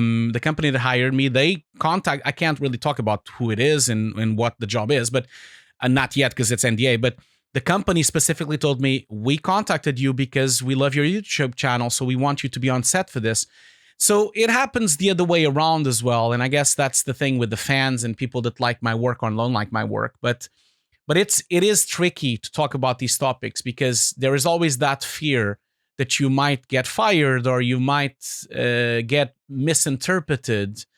And it's a shame, that has to be like that. I feel like it's a bit sad that we can't talk more openly about these issues, because after working for 20-something years, I have met hundreds and hundreds of people with mental issues, people with depression, people with anxiety. And these people are being bullied every day on the companies. They get bullied. As much as the companies pretend that it's not happening, it is happening. Not only bullying from a nervous point of view, from a mental point of view, from an aggression, verbal point of view, but there's also physical abuse. There's like sexual abuse, there's rape, there's all sorts of drug-related problems. A lot of VFX companies have a lot of issues, and I've witnessed them. This is not the past. It's not like people pretending, oh yeah, that was what it used to happen on the 90s. No, it still fucking happens right now. It's just that people don't want to talk about it. And people do, sometimes privately. They send me messages saying, oh, I love that panel that you did. This happened X, Y, and Z on my life, and I had to leave the industry because of it. And I get dozens of messages like that of people saying, I left the industry because of this. I left the industry because of this. And it's so sad. It's so sad to think about that. These people are talented, like it breaks my heart, like even my voice is break. Like it breaks my heart, like to see artists that are, they love the industry. They loved working here. And then they had to leave because they were bullied. Fuck, man. Fuck that. It's bad. They shouldn't have never left. They should have still been artists. And now they're doing something else because they couldn't stand being there. And I fuck the companies that did that to them. Like I wish that they would have supported them and helped them through this. And maybe I wish some other people would have supported them so that they could have gotten another job on another company, because there are companies that really help people. There are companies that care about the employees, but others that don't. So, you asked me why I do this. This is why I do it, Alex. Like, I just feel that there's a lot of things that are not talked. And I'm not even, let's not even talk about racism in the industry, which is also a huge issue as well. And I've seen it from firsthand, and I've talked with people that suffer this as well. There's a lot of issues, and there's always a lot of issues on everything, of course. Every industry has problems. But the fact of the matter is that we never talk about it. You go to YouTube, and it's just these beautiful videos about how amazing Black Widow was. Like, it's just like, man, yeah, it was amazing. I just did a podcast about it. It is amazing, but I wish I also could talk openly about how much effort was it to do that specific project, and how many people were broken and how many people were fired. Do we need to do something about it? Do we need to do something about equality on women? Do we need to do something in equality regarding to racism? Do we need to do something about mental health? Do we need to do something about the long hours? Do we need to do something about aggressiveness from leadership and from leads and from aggressiveness on, because it doesn't really work anymore to say, on dailies, it's tough. You need to have a tough skin. No, you shouldn't have to have a tough skin. You shouldn't be a dick. That's more maybe what it should be, So I think these things should be more discussed. And maybe it's because I'm old now. I'm the old guy complaining on the corner. You're not that old, come on. I'm the old guy like, oh, this is shit. It was better, blah, blah, blah. In my times, it was much better. But you see, Alex, that's the thing. It was never better. It's never been better. So I think that the old meme doesn't work anymore here. Yeah, sorry, man. I just get quite passionate and emotional about these kind of things. And again, it comes back to the thing. I wish I had more time and I wish I could have done more videos. And I wish more people would say yes to certain videos that I would love to do, but they say no. And to a point, I'm getting so many no's now for interviews and for podcasts that I wish that I wanted to talk about these specific topics, that I'm now starting to tell people, okay, why don't we do it? And I blur your face and I change the sound of your voice, just like a panorama documentary from BBC. Can I do that? And I'm now starting to get people saying yes. So I'm like, yes, I'm now going to talk about these things. That's what I'm going to do. I'm planning to do a series of videos that have people that are blurred and their voice is distorted so they can talk about these things openly. It sounds like a spy whistleblower kind of documentary from Vice or something like that. Unfortunately, That's people crazy. are so afraid of getting fired and never working again that they sometimes they have to do these things. So it's, yeah, I think it is because I'm older now. I don't care really anymore. If I don't get a job because of certain things that I've said, maybe that job wasn't for me anyway to begin with. I think that's the level I'm now getting to, because I'm not afraid of working, Alex. Even if I wouldn't be able to get a job anywhere, I would just work on somewhere else. There's a plenty of bars and coffee shops and supermarkets that need work. I can work anywhere. It's not a problem at all. I'm not ashamed of working on something else. In fact, I would be proud if I had to do it. So it's a matter of trying to do what's right and trying to talk about things that are important for me. And right now, it's important for me to talk about these like little nagging issues that basically were the reason why I kind of left the industry. I kind of did. I mean, I am working on it and I'm doing work with certain companies, but the level of output is very different. Alex, I used to do like 10 projects a year. I'm now doing maybe one a year. I'm only working for a few companies and I'm only working a few times a year because I can't really work with everyone and I can't really work that much anymore. My concentration is not what it used to. I feel like burned out and I feel a bit broken.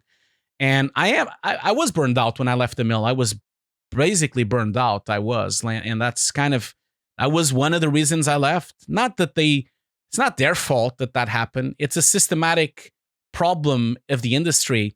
No one really pulled the strings for those things to happen. It just happens because the industry is catered for burning out and then replacing someone to the person next. That's how it works. If you don't want to do it, there's another one person that wants to do it. It's a bit sad, but no one is really doing it in purpose. Yeah, I mean, I feel like I'm on both sides at the moment because everything you say, I could say myself in a way. So everything you say, I'm like, I can totally relate to that. And it became also a little bit my motivation. I remember there was one situation. So I never experienced a lot of the things that you mentioned. I never experienced racism or something like that. That's something. Not me. It wasn't me that experienced it. But I have in terms friends of that experienced it. Exactly. I don't never heard about it in my periphery, for example. So there's things I never heard of. But for example, I remember there was one situation. I had a supervisor. It was horrible.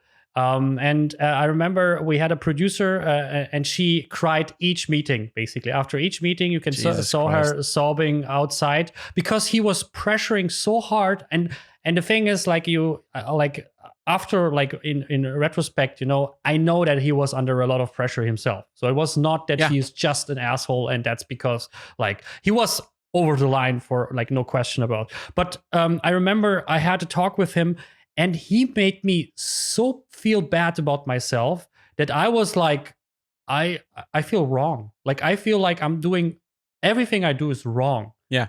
And I felt so destroyed that I remember when I went on the Christmas holidays, I needed to reflect on myself. And then I'm like, you know what? this is not how I play this game. And so I came back, and I remember this day, like this meeting. I was like, I will not play these games. And there was this meeting where he every day we had this morning meeting, and he shit every day on someone.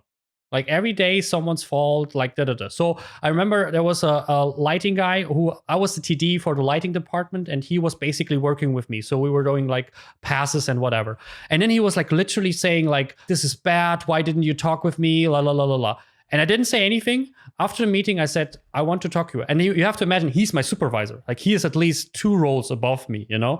And I remember I was sit down with him and it's like, I never, ever want you to talk with one of my artists again like that. Yeah. And he stopped, and he kind of became sad, and is like, maybe I shouldn't join the meetings anymore. It was not like anger, what I was expecting, you know, like what the fuck, you know? It was literally, this was the moment where you kind of saw the snapping part, because someone actually snapped him in this moment. And it was just a matter of time he would snap anyway, you know? And this was actually something. And then I'll say, maybe you shouldn't. And after that, I remember, because 2 months later, I left because it was like also the whole company. I remember I had a post-mortem with him. And I was preparing myself innerly, you know, like you're like, this will be not fun discussion kind of. And I remember he sit down with me and it's like, you're the only person in the company who tells me the truth. That is amazing. That's amazing. You see, that was so worth it. I'm so glad that you've done that. I'm so glad that you did that. To be honest, I couldn't care less about his emotion in this moment. Of course. It was like, I don't care that I'm the only person. You know, this is literally shouldn't not even a compliment. In the first you know? Yeah, it's not even a compliment. But I was so proud of myself in this moment, like basically in the moment before, because I was kind of like, I'm not someone who get bullied very easily. I'm not a person who get bullied very, very easily. So I'm like normally on the point of like, hey, this is not acceptable. Yeah. But I can imagine other people like that. And if I get to the point where I feel like bullied, or at least super uncomfortable, like literally not like someone said something bad or something, you know, if someone said like, this is garbage what you did. Okay, like, you know, not the best way, but you can work it out with yourself. You know, it's like, you don't have to be like triggered by every sentence and someone like, you know, but if there is like a systematic, you should be better and this is garbage and whatever, and you literally feel that there's just pressure and you start to doubt so extremely yourself that you feel uncomfortable, you know, then I feel like it's like, okay, you have to find yourself. And I think for me, it's always, that's the proudest moment when I can stand up. It's actually, the proudest moment is actually, I left companies, and it was a lot of times I was actually, after that, it is like leaving a bad relationship. It is like, you feel doubt. You know what is the right way. You feel doubt, but anyway, until you actually do it. The moment you do it, you feel so refreshed and relaxed. And I know every time afterwards that it was a correct decision, because every time after everything is like finalized, you know, it's clear. I always feel this moment of relief, and every time I feel this relief, I know exactly that this was the right decision. Because I know it also from relationships. If I end a relationship that I was like stressed, you know, this feeling where you feel stressed all the time. It's the same thing. That's why I also a little bit can relate to your canceling your YouTube channel kind of feeling, because it is a relationship in itself. You know, it is this thing where you like make a new video, you know, and like, come on, calm down. I want to still have fun when I make video. No, make a new video. And it should be like the other one, you know? And so I can relate to everything. And it happened to me with this podcast too. The moment I brought this podcast, in the first 5 minutes, I had dislikes. I never had dislikes before. It was like the first time. Because I had like, you know, scripting for artists. I show you a little bit Python. Get used to it. Get used to it. Yeah. And then suddenly like 5 minutes. It's a 2-hour podcast. How can you watch it? 5 minutes, 5 dislikes. I was like, how is that possible? It is. I publish a video. Every time I publish a video, every single time I publish a video, in the next 5 seconds, I have 2 or 3 dislikes. That just happens on every video I publish.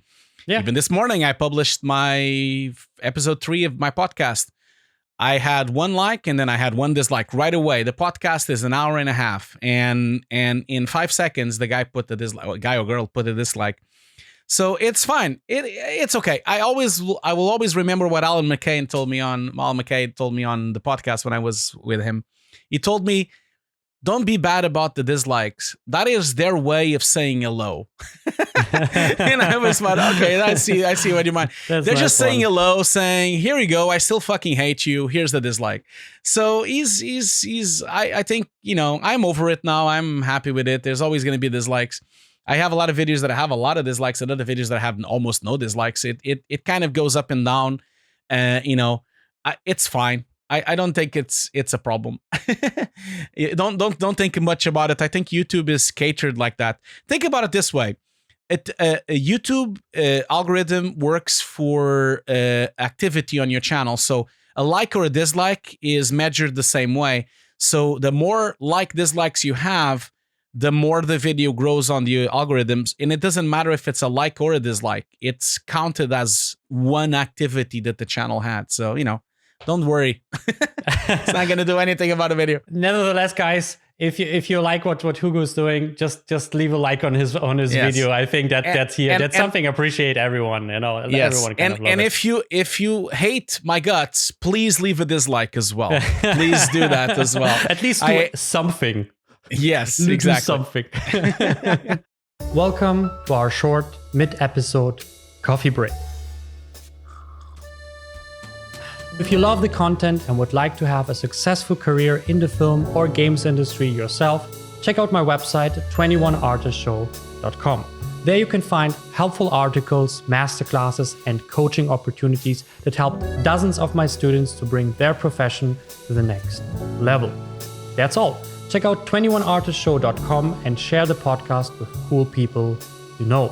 Let's continue with the episode. We're talking about the details. So I'm curious because we had so many things. We have your online course, we have your YouTube channel, we have your Patreon, we have your directing and compositing jobs.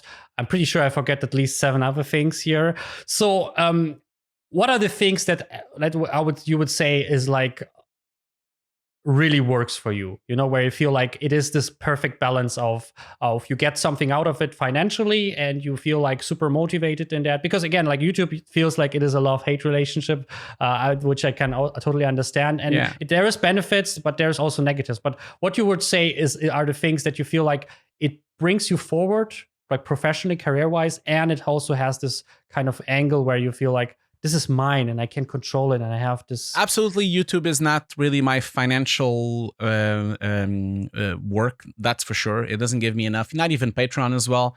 I think lately I was very fortunate during the pandemic. I still had work and I still had jobs and I had also the online course. I think it's like a 50-50 right now. My online course brings some money, not a lot, but some money because the course is also very expensive as well to make and to maintain in the servers and everything. And also the other teachers. But I think it's a 50-50% now. Like my work gives me the bread and butter, like working on set as a supervisor, working as a compositor, and working as a director kind of pays my bills, really.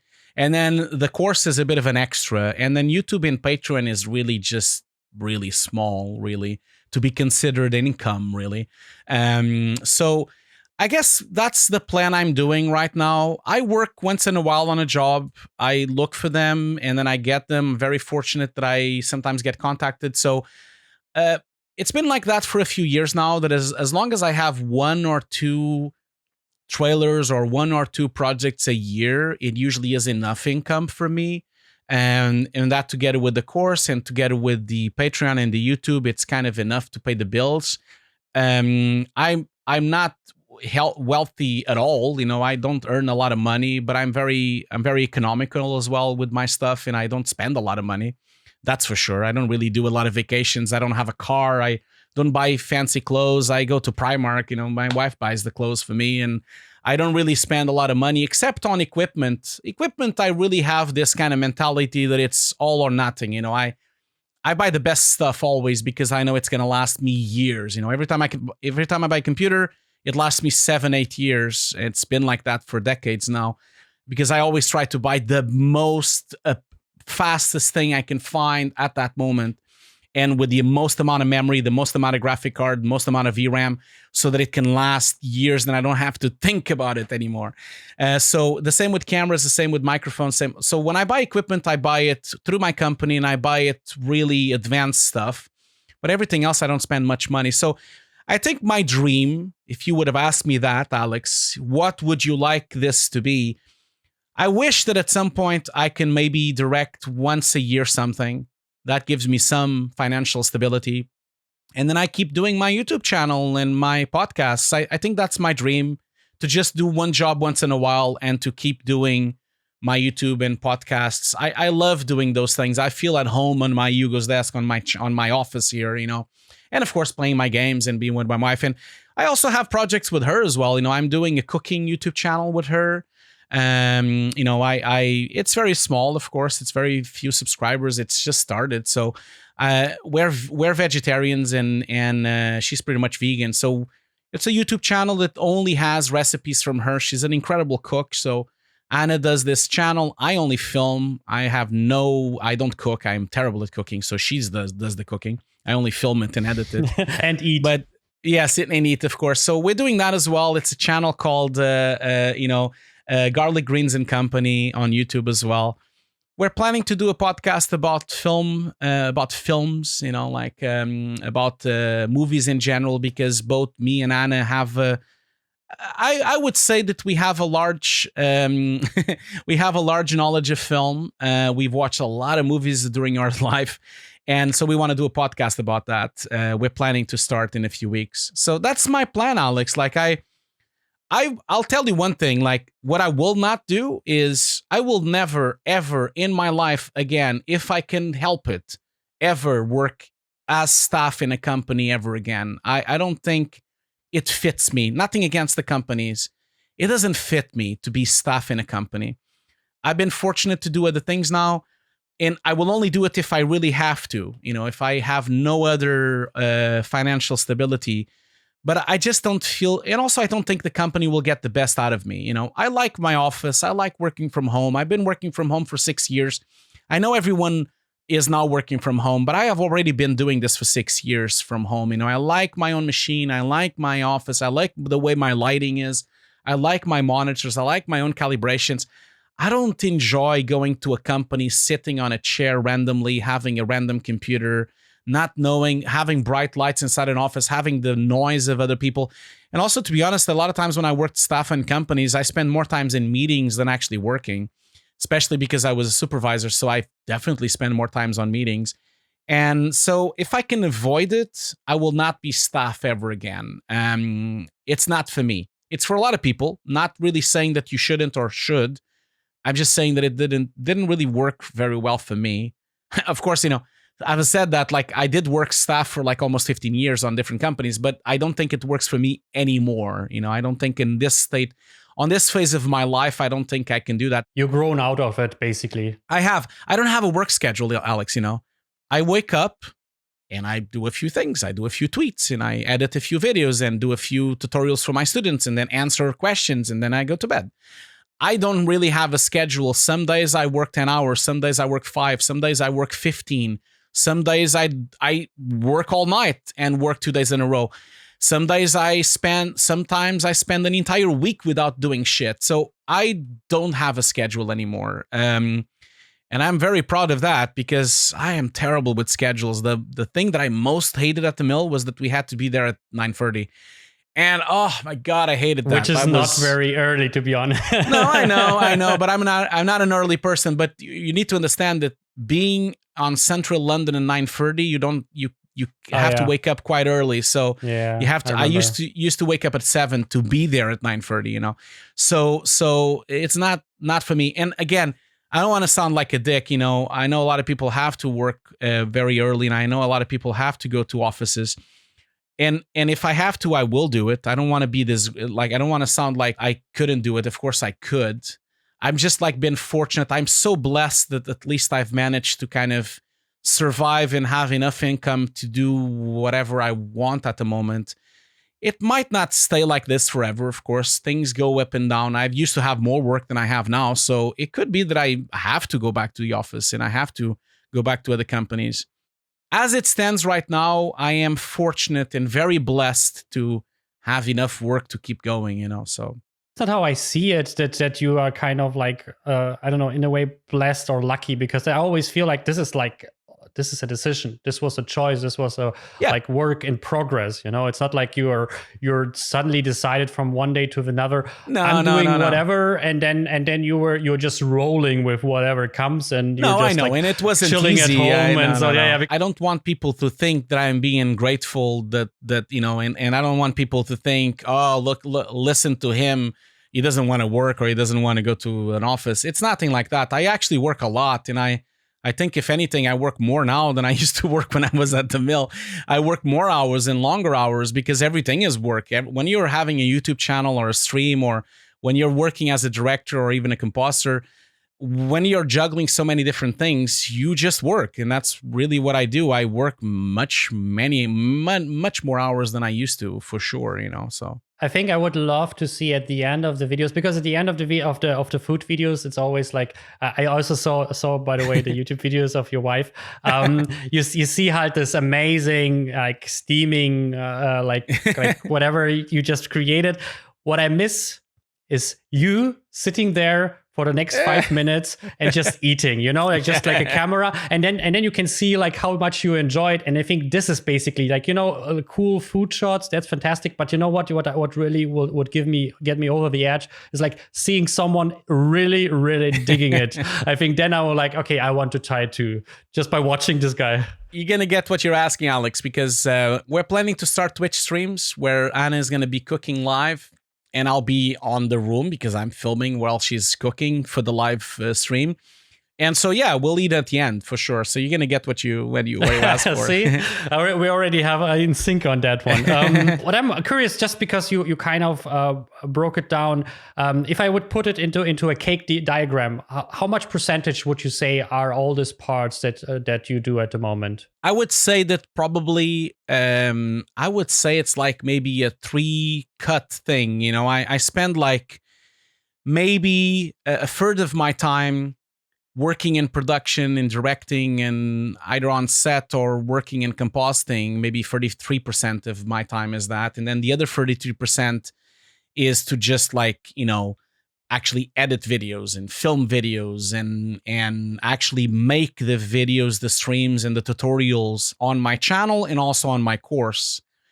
And then I guess the other 33% is a bit of a hit and miss. I think a third of my time is thinking and this like researching and reading and looking at books and art books and looking at specific films, specific inspiration, going to exhibitions and just spending some time trying to figure out what I'm going to talk next, where I'm going to get in some inspiration.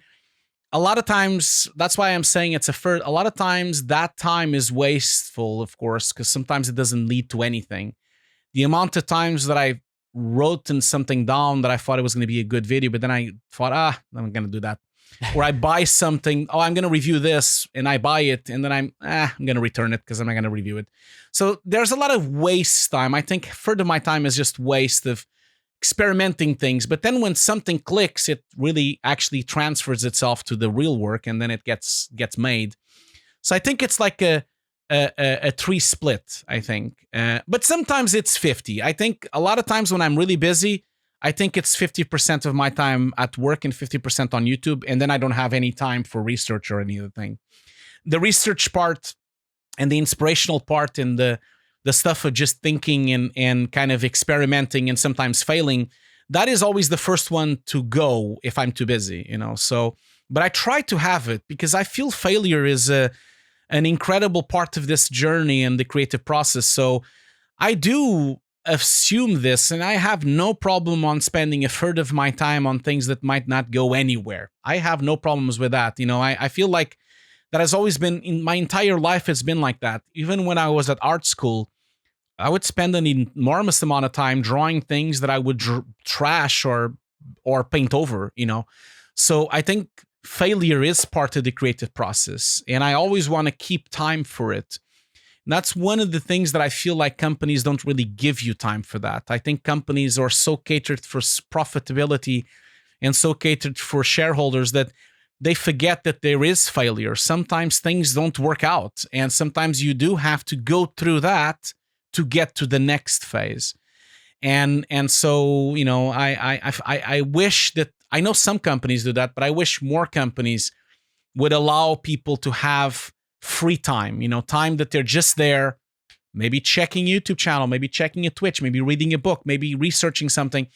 Because for me personally, all those things are connected, you know, all of them. Like, I'll give an example. Sunday, I went to the museum on the Tate Britain, and I went to see with Anna probably one of my favorite painters of all times. I love her work. I didn't know her work very well. I knew now with this exhibition. This is an exhibition, a retrospective exhibition from a painter called Paula Rego. She's a very famous Portuguese painter. She's internationally famed, especially from her work on the 90s and the year 2000s. She has a big retrospective exhibition in the Tate Britain, which is open until October. So if anyone has the chance to go, they should go. And just those 4 hours that we spent on the exhibition, and then we went home and I bought the catalog, and then I bought also a DVD with interviews, and we watched that as well. And the amount of things that I got from that exhibition, the inspiration, the drive to do something, and I have all these plans. I think I'm going to make a video about this and about that because I thought about it when I was watching that exhibition. That is those 33%. And it might not lead to anything, but I always think of myself of not really work or life. Everything is connected, you know. The exhibition is part of my life, but it's part of my work, but it's part of everything because it's going to give me inspiration to do other things. And so I felt it was part of my work, but also part of my personal life. So, and those are the little things that really drive me forward. And I might not do anything from that exhibition, probably not, but a lot of it will be on my unconscious, and I will do other things and be more creative and be more inspired to do other stuff because I went to see that amazing exhibition, you know? So I think that's the split that I have, Alex. Yeah, and sometimes I feel like if you watch something like another YouTube channel or read a book or something, you feel like someone allowing you to do something. Because, for example, watching your mental health, for example, panel is like, oh, I can actually talk about that. You know, I watched that. So like, you know what, it's weird. It sounds like strange because like we all feel so free and we can do whatever we want. We can create a YouTube channel. We can go wherever. But a lot of times you feel like you follow specific rules. Yeah. And until you see someone breaking these rules or making it in a way that you feel like, oh yeah, like I don't want to do a podcast, but I would do such a podcast. You know, I don't want the normal podcast, but I love this podcast. I love how they talk. So I want the same. So I would do my own podcast, which I wouldn't do if I would like saw the other one and try to copy them. And so I feel like sometimes you get this like allowance of like, oh, I can't do that because this guy or this girl did it, so I can allow to. So if we put the time diagram next to the actual income diagram, basically the same cake diagram, what percentage are like Patreon, YouTube, your company wise here? That is like a really different percentage. Obviously, the work on directing and compositing and visual effects supervision on set is the like 90% of my income, of course. Okay, I was expecting like 70 or something like that. No, because you need to understand Patreon and YouTube pays so little. And even my online course doesn't really, my online course, as much as people complain that it's expensive, the amount of money that I spent to make it, the amount of money that I had to pay producers and pay other teachers, and the amount of money to buy servers and to have encryption and protection on the video so they don't get stolen or they don't get put on torrents, because we haven't got a leak on the course yet. The course is not on torrents because it's so well protected. The amount of money that drives to keep that up and running, and also like 3 years of work, you know, because I get paid and my teachers get paid, my producer gets paid, their salaries to pay to do that course. So there's not a lot of money left from that. So I definitely think my production work is definitely my bread and butter. It will be for a while, you know, like Alex, we need to understand, people always complain about how little money we get, but we need to understand that we actually get very well paid, like artists in general. We do get well paid. If you compare it to the other rest of the population, we do get quite high salaries. We do get quite high income. And the money we get can be stretched to last for a long time, if you do the correct decisions and if you don't spend and don't be frivolous with your money, So I think that's how I deal with it. I do it bursts of work. I do a big job and I get a lot of money from it, and that money lasts me months. And then I'll do another job when that money is kind of running down, and then I can get another job, and then it refills the bank again. So it's almost like refilling the bank. But I definitely think, maybe I'm exaggerating, maybe it's 990, maybe it's 80%. I would say that it's I would say it's like 20%. Like, I would say that it's probably 19% the course, 80% the visual effects work in production, and 1% is Patreon and YouTube, because they pay so little. I get so little money from it. I'll be honest with you. I'll give you the perspective. Every month on YouTube, regardless what I do, regardless how many videos I put up, regardless how many videos and how long they are, I never break over $50 a month. That's it. Get $50. Do you really think that's anything? And then Patreon, if I'm lucky, maybe I'm getting $300. If I'm lucky on that month, maybe it will get $200 the next month. So, okay, we're talking about $250, which is roughly a bit low, but roughly a day rate of a compositor.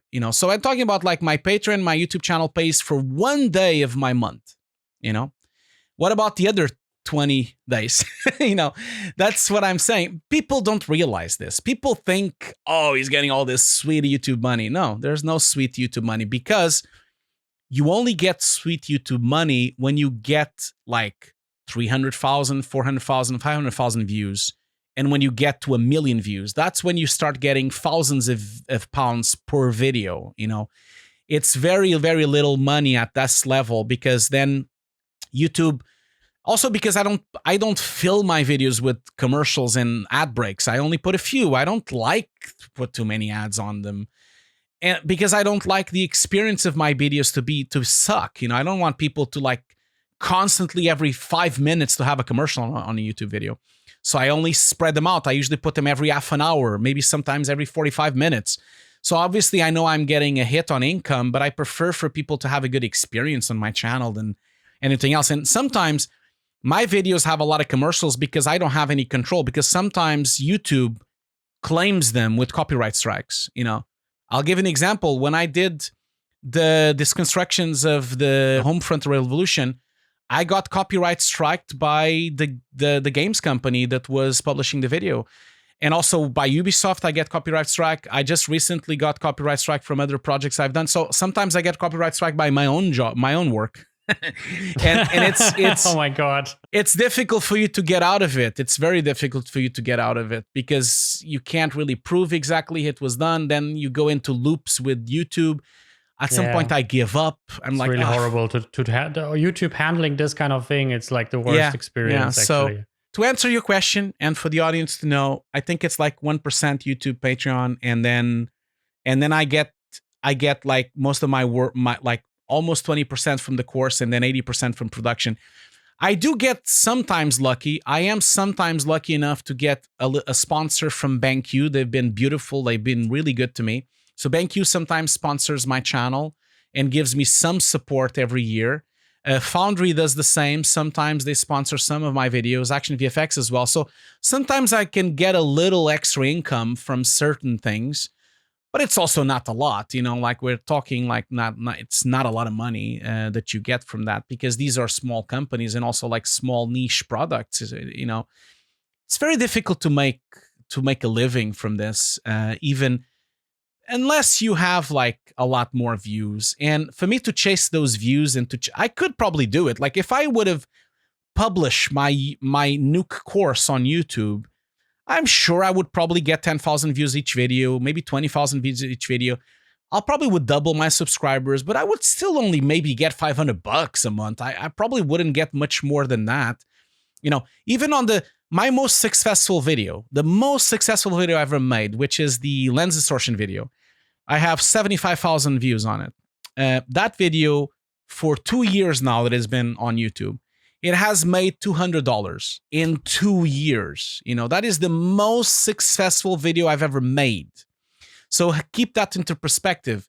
If I had one video per month like that, of that level of views, if it was really advanced compositing tutorials, I probably would get $200 a month, okay?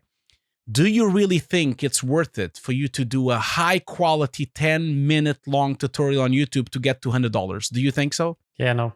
That's the Exactly. thing. It's basically, it sometimes feel like you get some cents per hour payment. Yeah. That's like, if you think back of like how much preparation, how much recording, how much editing, how much like testing. Even sometimes, like I don't know how you do it, but sometimes I ask friends or people on my Discord channel is like, how do you like the video? Can I change something? Just that costs me so much time, and I probably get under €1 if I even would. I mean, I'm not even a YouTube partner because I don't push enough hours at the moment. I have more than enough 4,000 hours. Yeah, the 4,000 exactly, hours. Yeah. But a year, that's the problem. I know. So I don't have enough hours a year. I have more than enough subscriber, but not enough hours, and that's already like something. I was very fortunate that when I first joined YouTube, they didn't have that stupid rule of the 4,000. So it was only the 1,000 subscribers. So I got into monetization quite quickly.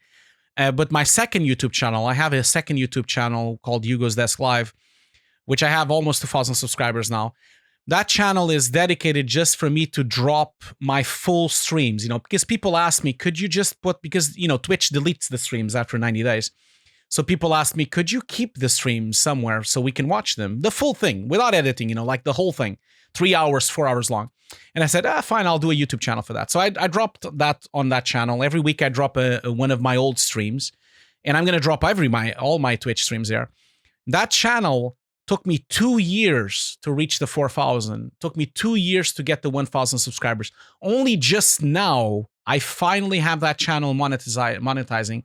And I have usually 200 to 500 views on each of these streams, which is really a lot if you think about it. Like having 500 people watching a 4-hour stream, I'm happy with that. I'm very happy that I got 400 people or 500 people to watch a 4-hour Twitch stream. But that channel is maybe doing $2 a month, $3 a month, maybe something like that, So none of this is worth it. None of it. What are we doing, Alex? We should all close down our YouTube channels. None of this is worth it. But that's not the point. That's not the point. That's not the point. I do my work because I love doing my work, my professional work. That pays my bills. So that allows me to do the channel. And I'm very happy to do it. And I think of it as an investment. I think of it, okay, it's going to stay on for decades. It's going to stay on unless YouTube closes, So it will eventually lead to other things. It will become a legacy. It will become something that will be watched a few years from now. And I'm happy to see my own self evolved like a record of what I've done. And I'm going to get older on the channel as well, because the channel is already 6 years old. Soon it's going to be 10 years old. You can already see when you watch my first video and the video now, you can already see me with with more gray hair and more older. And I love that. I love that idea that I'm going to be having this record on YouTube for decades now. And I like to talk about these topics. And I even if I have 10 people, whenever I have these videos with thousands of views, I always have 5, 10, 20 comments of people really enjoying it, saying, oh, I love that. Oh, I love it so much. And that's really what drives me. I get messages every day. I don't want to blow my own horn, but, Alex, I literally get messages every day from people saying, and I quote, Hugo, thank you so much for everything. I now have a job and I feel your channel really helped me. And you watched my show reel on your stream and it really helped me. I got a job now. I get messages every day from people saying, I love your channel. I watch it all the time. I give it to my students. Or messages of people saying, oh, your channel really helped me with my struggles with mental health. This really, really makes me so happy when I get these messages. I get those messages almost every day. People don't know it because these are private messages and I'm never going to show them, never going to tell anyone what's written there. These are private messages that people send it to me on a private forum and private messaging service. But it makes me so happy inside that I've helped someone, because I wish more people helped each other and everyone helped each other. So if I can help 10 people on a channel, I think my job was worth it. Like, I'm not saying this is charity, but I like to help people, and I think that we all should do this because not everything is about earning money. For me, it's more valuable that I get to help these younger people to succeed on their careers and on their aspirations and dreams. It's more valuable than getting the potential $500 or $600 on YouTube. I can get my money somewhere else. I can get my money from something else. And then this is different because I feel like yeah, that's what it really drives me. And as much as I also get hate emails and hate messages, I still get more good messages than bad. And that's enough for me, so. I think that's also the point that I wanted to make by looking at your numbers a little bit, is kind of like, because there is this thing at the moment of pretending and taking the social media road for advancing careers or your whatever you want to sell, either you got a freelancer or whatever. And I feel like there's sometimes this kind of like, yeah, just open a YouTube channel or just do that. And that will be kind of like, if you have a course, open a YouTube channel, then you will sell it. Or if you have something, go into Facebook groups and then kind of sell your show reel or your product or whatever you want to sell there, basically, like basically sell. And also on LinkedIn, I mean, that's one of the worst thing ever. It's like everyone is CEO on LinkedIn from something. And it's like, it's kind of becoming ridiculous, especially like I rarely trust someone if he has like 7 titles in his title card, like especially if they're like super creative, making people happy, I don't know, this kind of weird position that are not real position, but a kind of like statements. No, but what I wanted to kind of show also with you together is kind of like YouTube is rarely it's an opportunity. Mm-hmm. That's what it is. It is the only thing. It's like you and me, we both can agree. It's like it opened doors for us mostly. Like it definitely opened more doors for me than closed, for sure. Yeah. And I feel like it is an opportunity to express ourselves, but also an opportunity to get things that we normally wouldn't get. Yeah. Like people like notice you because you're just more out there, and if you did something extraordinary, people will like, oh, I love your whatever video or whatever you did. I want to hire you because for me, you're the expert in that and I want to do that. So I will hire you. And you're like, oh, I will never thought I will work for Sony, Weta, whatever, but through all this like work, for example, my open source pipeline Plex, which is open source, is I became so many connections to people, and I actually it became something that I shared because I wanted to create it, because I missed it when I was doing this job. Now it becomes my stable in a way that when I'm applying for a job, I show this is the best I can do. And also, if I apply for a job, I feel sometimes people come to me and say, we saw your open source pipeline and we love you to come here and be a technical director on our project because we know your quality and whatever. Or we use that for years and now we want to kind of pay you back in some capacity. So I feel like this is kind of a thing. So I just want to make sure that people understand that it's like the time investment and what you get out of it, especially like with social media stuff, which is YouTube, Instagram, Twitter, whatever, it is 99% not worth it. Yeah. And the moment you recognize that, you either shut it down, which I generally would recommend sometimes. I'm sometimes like also on some parts of like, because it costs you mental energy. Even if you don't do any video, it costs you this mental energy where you always feel like I should do that. I know. And you think about that. Yeah. So sometimes it's better to just like, that's why I, for example, canceled my Facebook account. I now have one, but very small, didn't do anything on that. But because I felt like it cost me mental energy, kind of. And I just want to make it like very clear that there are better ways than YouTube or something, if that's not your main primer objective. It's not your primary objective to create videos or share experiences or whatever. If it's just to promote something yourself, there are like ways that cost less time Like just making a show reel that is kick ass where you spend 5 months on it would probably give you more than 40 YouTube videos. Yeah, or career wise. Absolutely, for example. Yeah, I agree with you. Yeah. So I just wanted to bring that down, because I feel like people, and as you mentioned, also with your online course, people, a lot of people don't recognize like, oh, why should I pay for that? It's on. There's millions of other courses on YouTube, or €10 course on Udemy, where I'm like, I mean, I always say, like, if that brings you forward, take the €10 course on Udemy. Yeah, of course. I have no quarrels with that. Like, people always complain, your course is too expensive.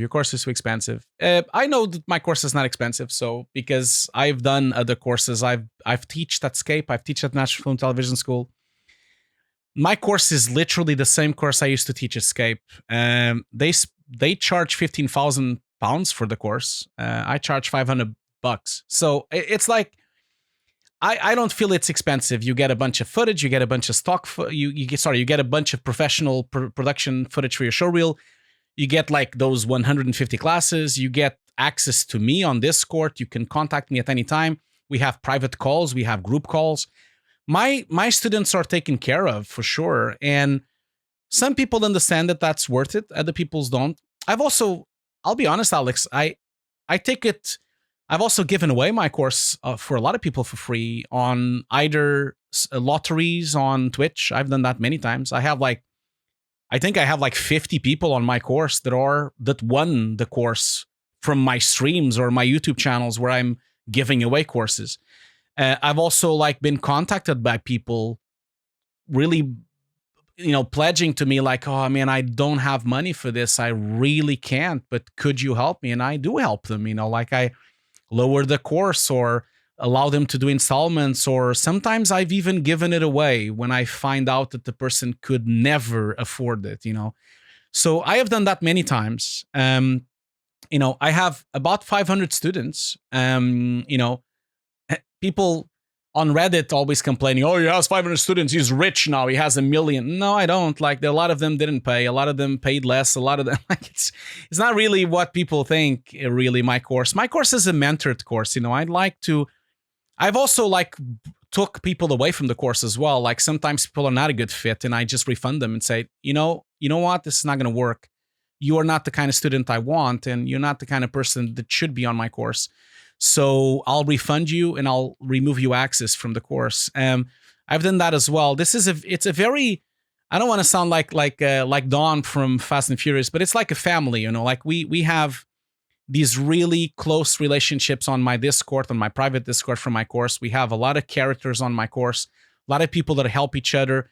It is a family. There's like, not all 500 are there on Discord, of course, but there's at least 100 of them that are always there every day, helping each other and supporting each other and giving jobs to other people. And a lot of people have worked together as well. And so it is a community. I am creating a little small community, and it's, my goal is not really to sell it on Udemy. It's not really to sell it as a course like that. This is a personal course. People get to talk to me privately. We get to like hang out on Zoom calls. They get access to all these videos.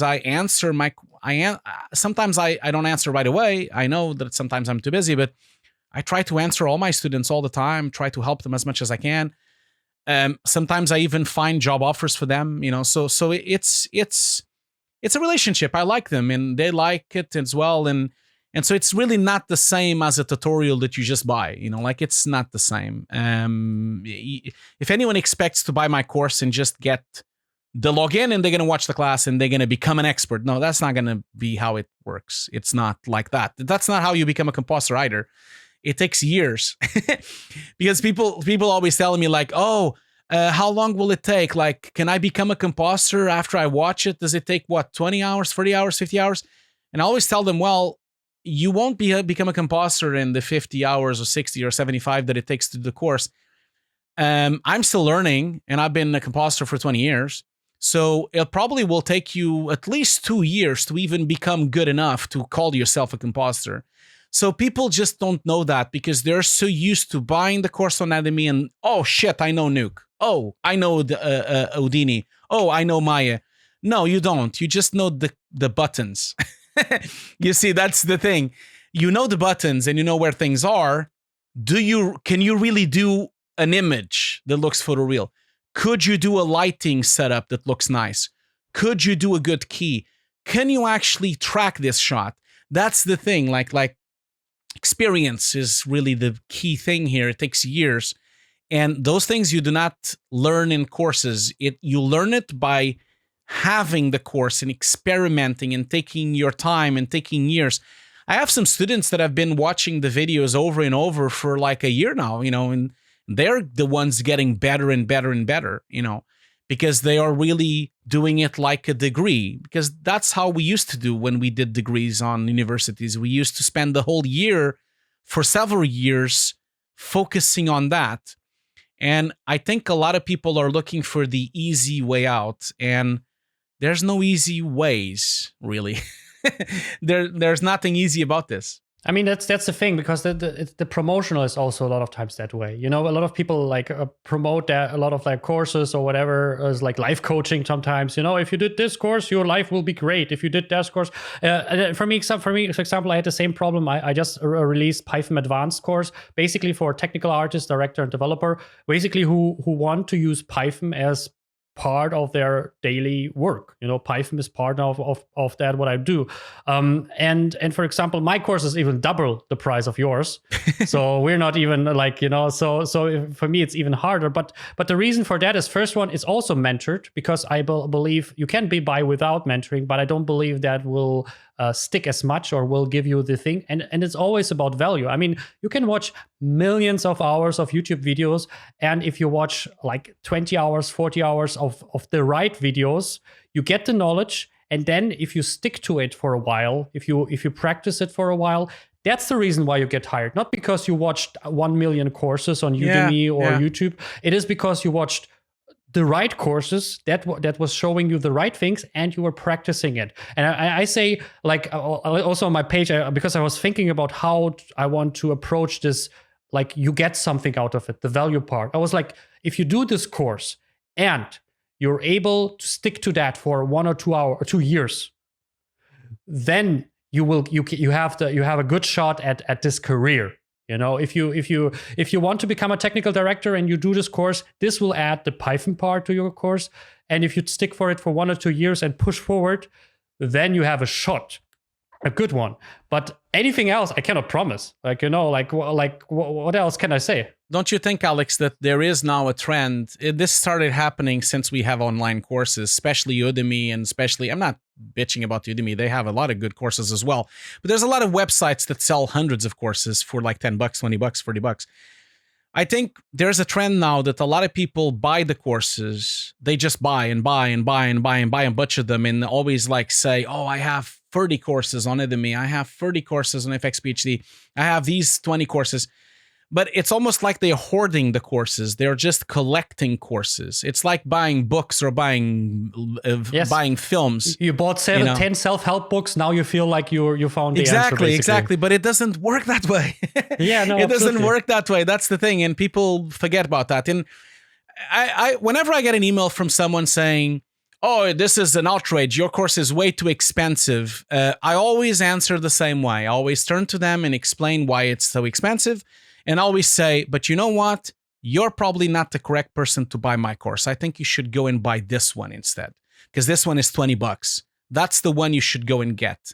And then they sometimes even thank me, oh, I didn't know that one. And then they go away and they disappear forever. But that's the thing. I'm not interested in having people that don't get it also, like, because people have to understand that this industry is not as easy as all these videos and all these tutorials and YouTube channels make it sound like. It is literally rocket science, this thing, and this is not easy. Let me know. Like, it is not easy at all. It's like Formula One. It's like the top of the game. Doing Nuke or Houdini or Maya or lighting or Arnold, this is like science fiction level stuff. It's really hard and difficult. You need to be creative and technical and mathematician, but also artistic. It's really tough. And then also on top of that, you need to learn the software. And on top of that, you need to have good inspiration. You have to have good references. And on top of all of that, you still have to have a good work ethic, and you have to have good concentration, and you have to be good to work with a team, and you have to be good to respond to a team, and you have to be good to work together with others. It's so complicated. It's so complicated. It's not easy at all. There is no way you can learn that on just randomly searching YouTube. I can categorically guarantee you that that's not going to happen. That's not going to happen. Yeah, absolutely agree. Yeah, might as well you just go in and get like the mentored classes from Steve Wright, or you get the mentor classes from Victor Perez, or you like go and find people that can mentor you and talk and help you and teach you. Stay away from just a random babble on YouTube, because it's just a lot of nonsense and a lot of stuff from people that have never worked in the industry ever. And I keep saying this on all my videos. On whenever I do this, I did a video on YouTube called How to Get a Job, and I explained that on that video. Always go to Internet Media Database, always go to LinkedIn, and go and check who that person is. If you watch a video on YouTube from a person that you cannot find, that is a bad sign. That is an alarm bell. If you can't find the LinkedIn page, if you cannot find the Internet Media Database, if you cannot find the showreel, if you cannot find even the name of the person, because maybe there's not even a name on a YouTube channel, I would be very reluctant to watch the video. I would be like, who is this person? Where has he worked? Is he just babbling something you learned on another video? You know, so that's the thing. Like, people should do their research and really take their teachers to account and really make sure they are good enough to be teaching. And because YouTube is not going to police that, no one is going to police that. So you are the one that has to do it yourself, you know? Again, I repeat myself here. I can only agree on everything that you said. And that's one of the things, of the pain points that you come with growth. You know, it's the same thing with being a supervisor and having people under you. Is like, you don't want to work with some people. And even as a teacher who gets money from people, I want to be excited. I don't want people to piss on me and tell me how, like, oh, this is not what I expected that you get. It's like, yes, but reality is not what you expect. Your reality is not what you have on YouTube. If you think that, because that's a thing I have a lot of time, like not a lot, but it's slowly coming. I feel like it's like people come with expectations that like, man, if you want to learn Python, I teach you Python, but it will be from 8 weeks, 5 weeks Python and 3 weeks Maya Python. Because I need to give you basics. I cannot just like, I mean, I can do an 8 weeks course where we just do explosions with Python in Maya all the time, but this will help you zero, because you will make something, but when it comes back to work, you don't know, because the situation is different. It's not the thing that we did on the course. And so I feel like this is what you basically mentioned, is dissonance between reality and or pretended reality and what actually will give you value, is something that I'm kind of looking for a student now. So I'm picking as much the student as the student picks me. And I feel like this is the same for you, because at the end of the day, it has to be a match. Because if it's not a match, your knowledge will not anchor. They will give you an experience that you will start to want less and less of that. Of course, you start to kind of, I don't want to do courses, because if I have this kind of lazy students, I don't want to have a course anymore. Yeah. You know, that's kind of I've refunded people that you know, I've refunded people and told them, maybe you shouldn't do this course, because they turned to me and said something like, I asked them, okay, so have you watched the first 5 weeks, the introduction stuff? And no, I don't need that. I already know it. And I'm like, do you really? Have you watched it? You probably should go and watch it. No, I already learned it. I watched on YouTube, and that's like, you should really go and watch it. And then they just can emphasize that they don't need to watch anything. They just want to go to the final classes. Oh, where's the CG compositing stuff? And I'm like, you are aware that when you are a compositor, it probably will take you 5 years to even get full CG shots on your career before you even touch them as a junior. You probably want to go and learn the cleanup and the painting and the keying. And then they turn to me like, I don't want to know those things. I don't want to do those things. And that's the stage where I kind of go back and say, so you don't want to be a compositor then, I guess? No, I want to be a CG compositor. Well, that doesn't exist. So you mean you want to be a lighter? Maybe you should go and learn 3D then instead, because those are the people that are doing CG compositing most of the time. So really what you think compositing is might not be exactly what you expect. So compositing is keying and cleanup, and it's also CG, of course, but it's a lot of wrapping up and warping and morphing and removing wires, a lot of stuff that no one knows, and it's all invisible. And sometimes you can't even talk about that work. And a lot of people have the wrong idea. They really have the wrong idea. It's the same when they contact me saying, where should I buy? Like, I literally get messages of people sending me a message saying, why should I buy your course since Unreal is out? I don't need to know Nuke. And I'm like, what does Unreal have to do with Nuke? Like, I'm sorry, like, oh, because we don't need compositing anymore.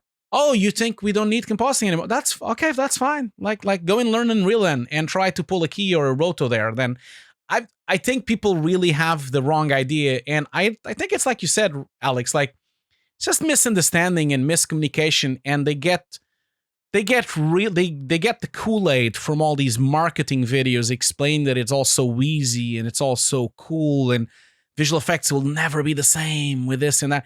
Man, I've been working for 20 years. Every 5 years, we have something that will come around and kill everything else, and everything else is still here. Look at Photoshop. Look at Photoshop. Look at Maya. How many times that anyone said Maya is going to be dead now? Is it? Because it's not dead yet. Like, Photoshop is dead now. Is it? Not yet. Like, none of it will be dead.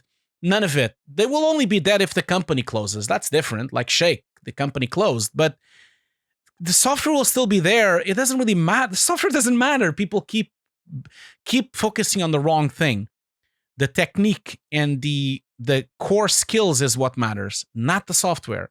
If you become a good compositor in Nuke, I can guarantee you can do the good job in After Effects as well. I can guarantee you can do a good job in Fusion as well. You probably will take a few weeks to get used to the interface, but you'll get there because it's the same shit.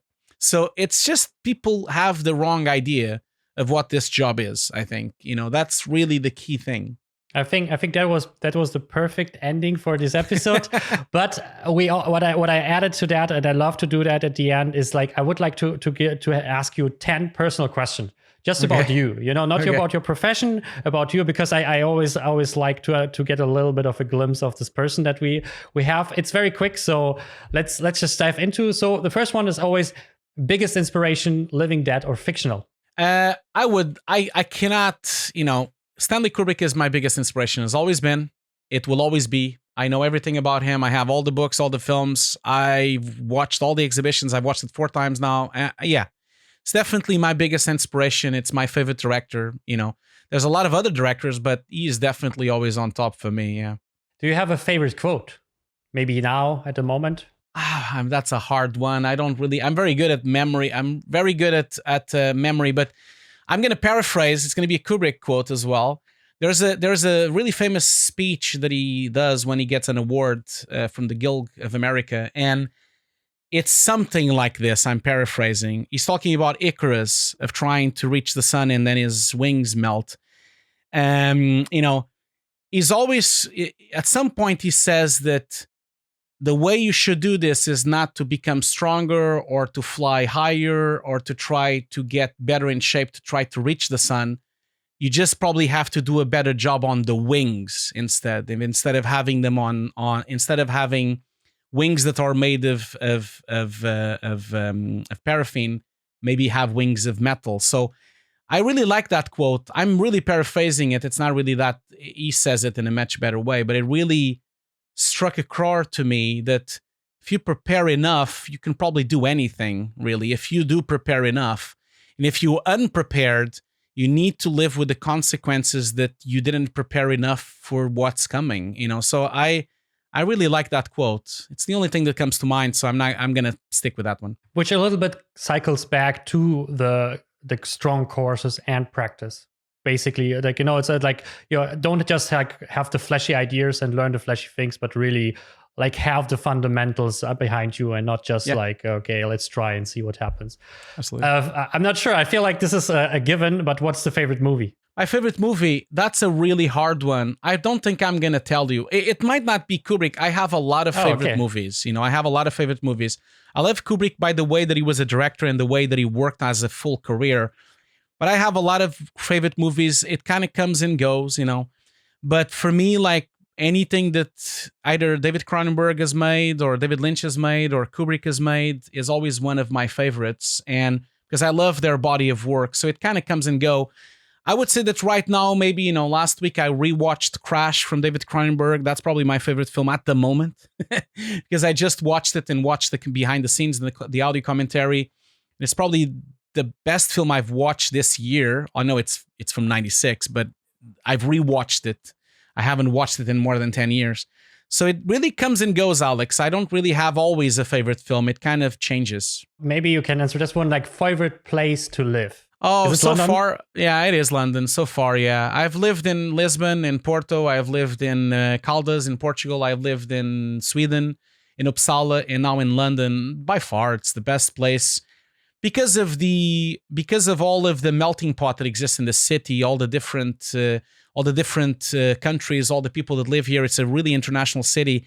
It's also an amazing city for vegetarians. A lot of really good food for vegetarians. A lot of art, a lot of exhibitions, a lot of theater, a lot of cinema.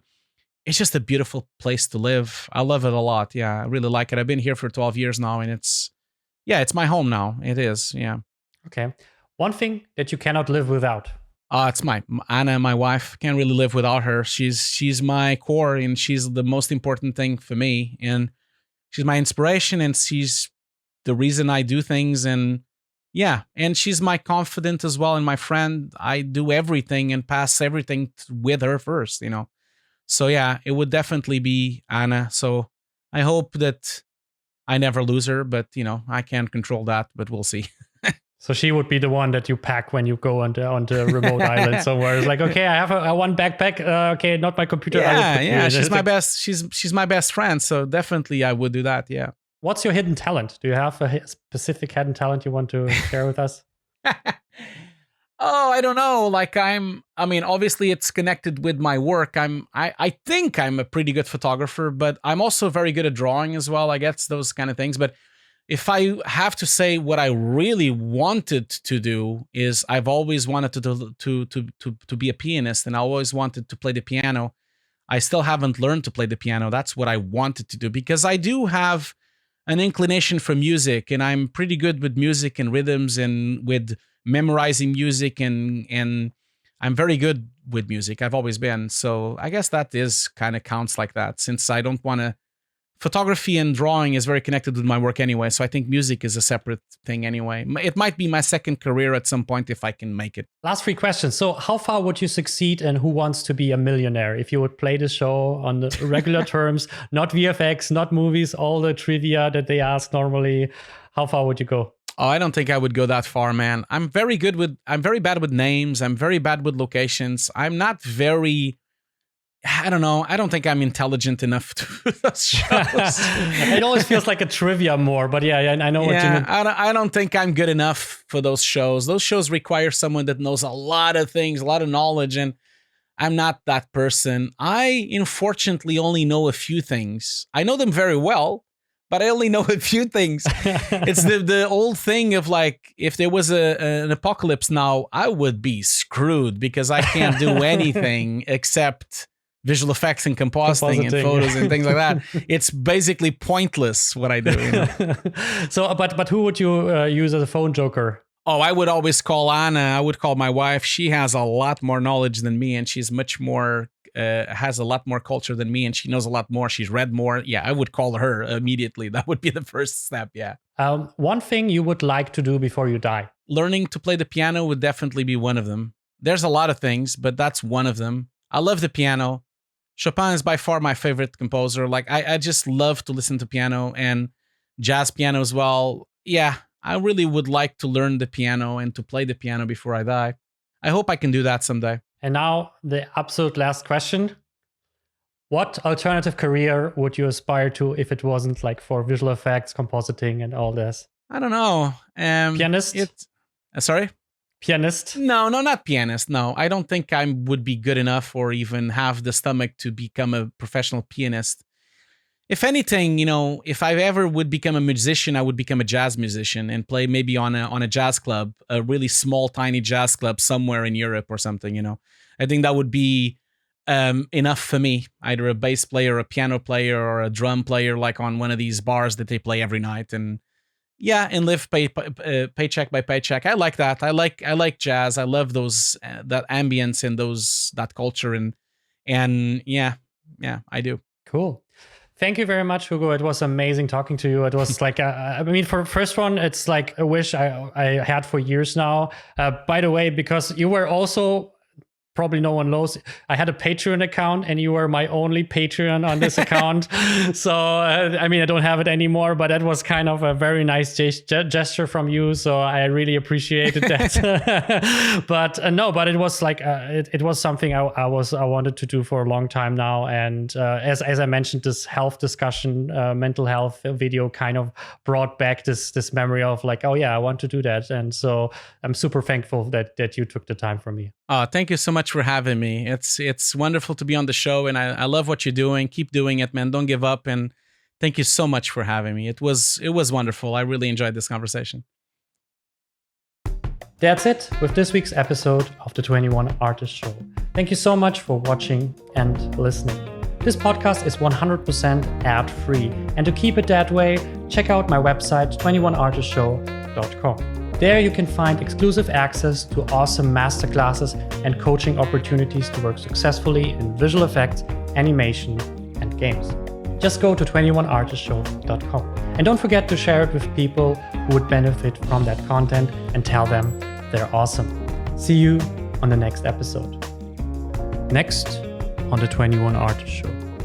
So, Alex, welcome to the show. I'm so happy to have you here. Why don't you, let's start off by, tell us a little bit about how you got started in doing podcasts and videos on YouTube. Oh, first of all, thank you for having me on the show, Hugo. So basically, wait, this is my podcast. That's great. Whatever. That's good, man. That's good. I thought it was great. I think it's going to be good.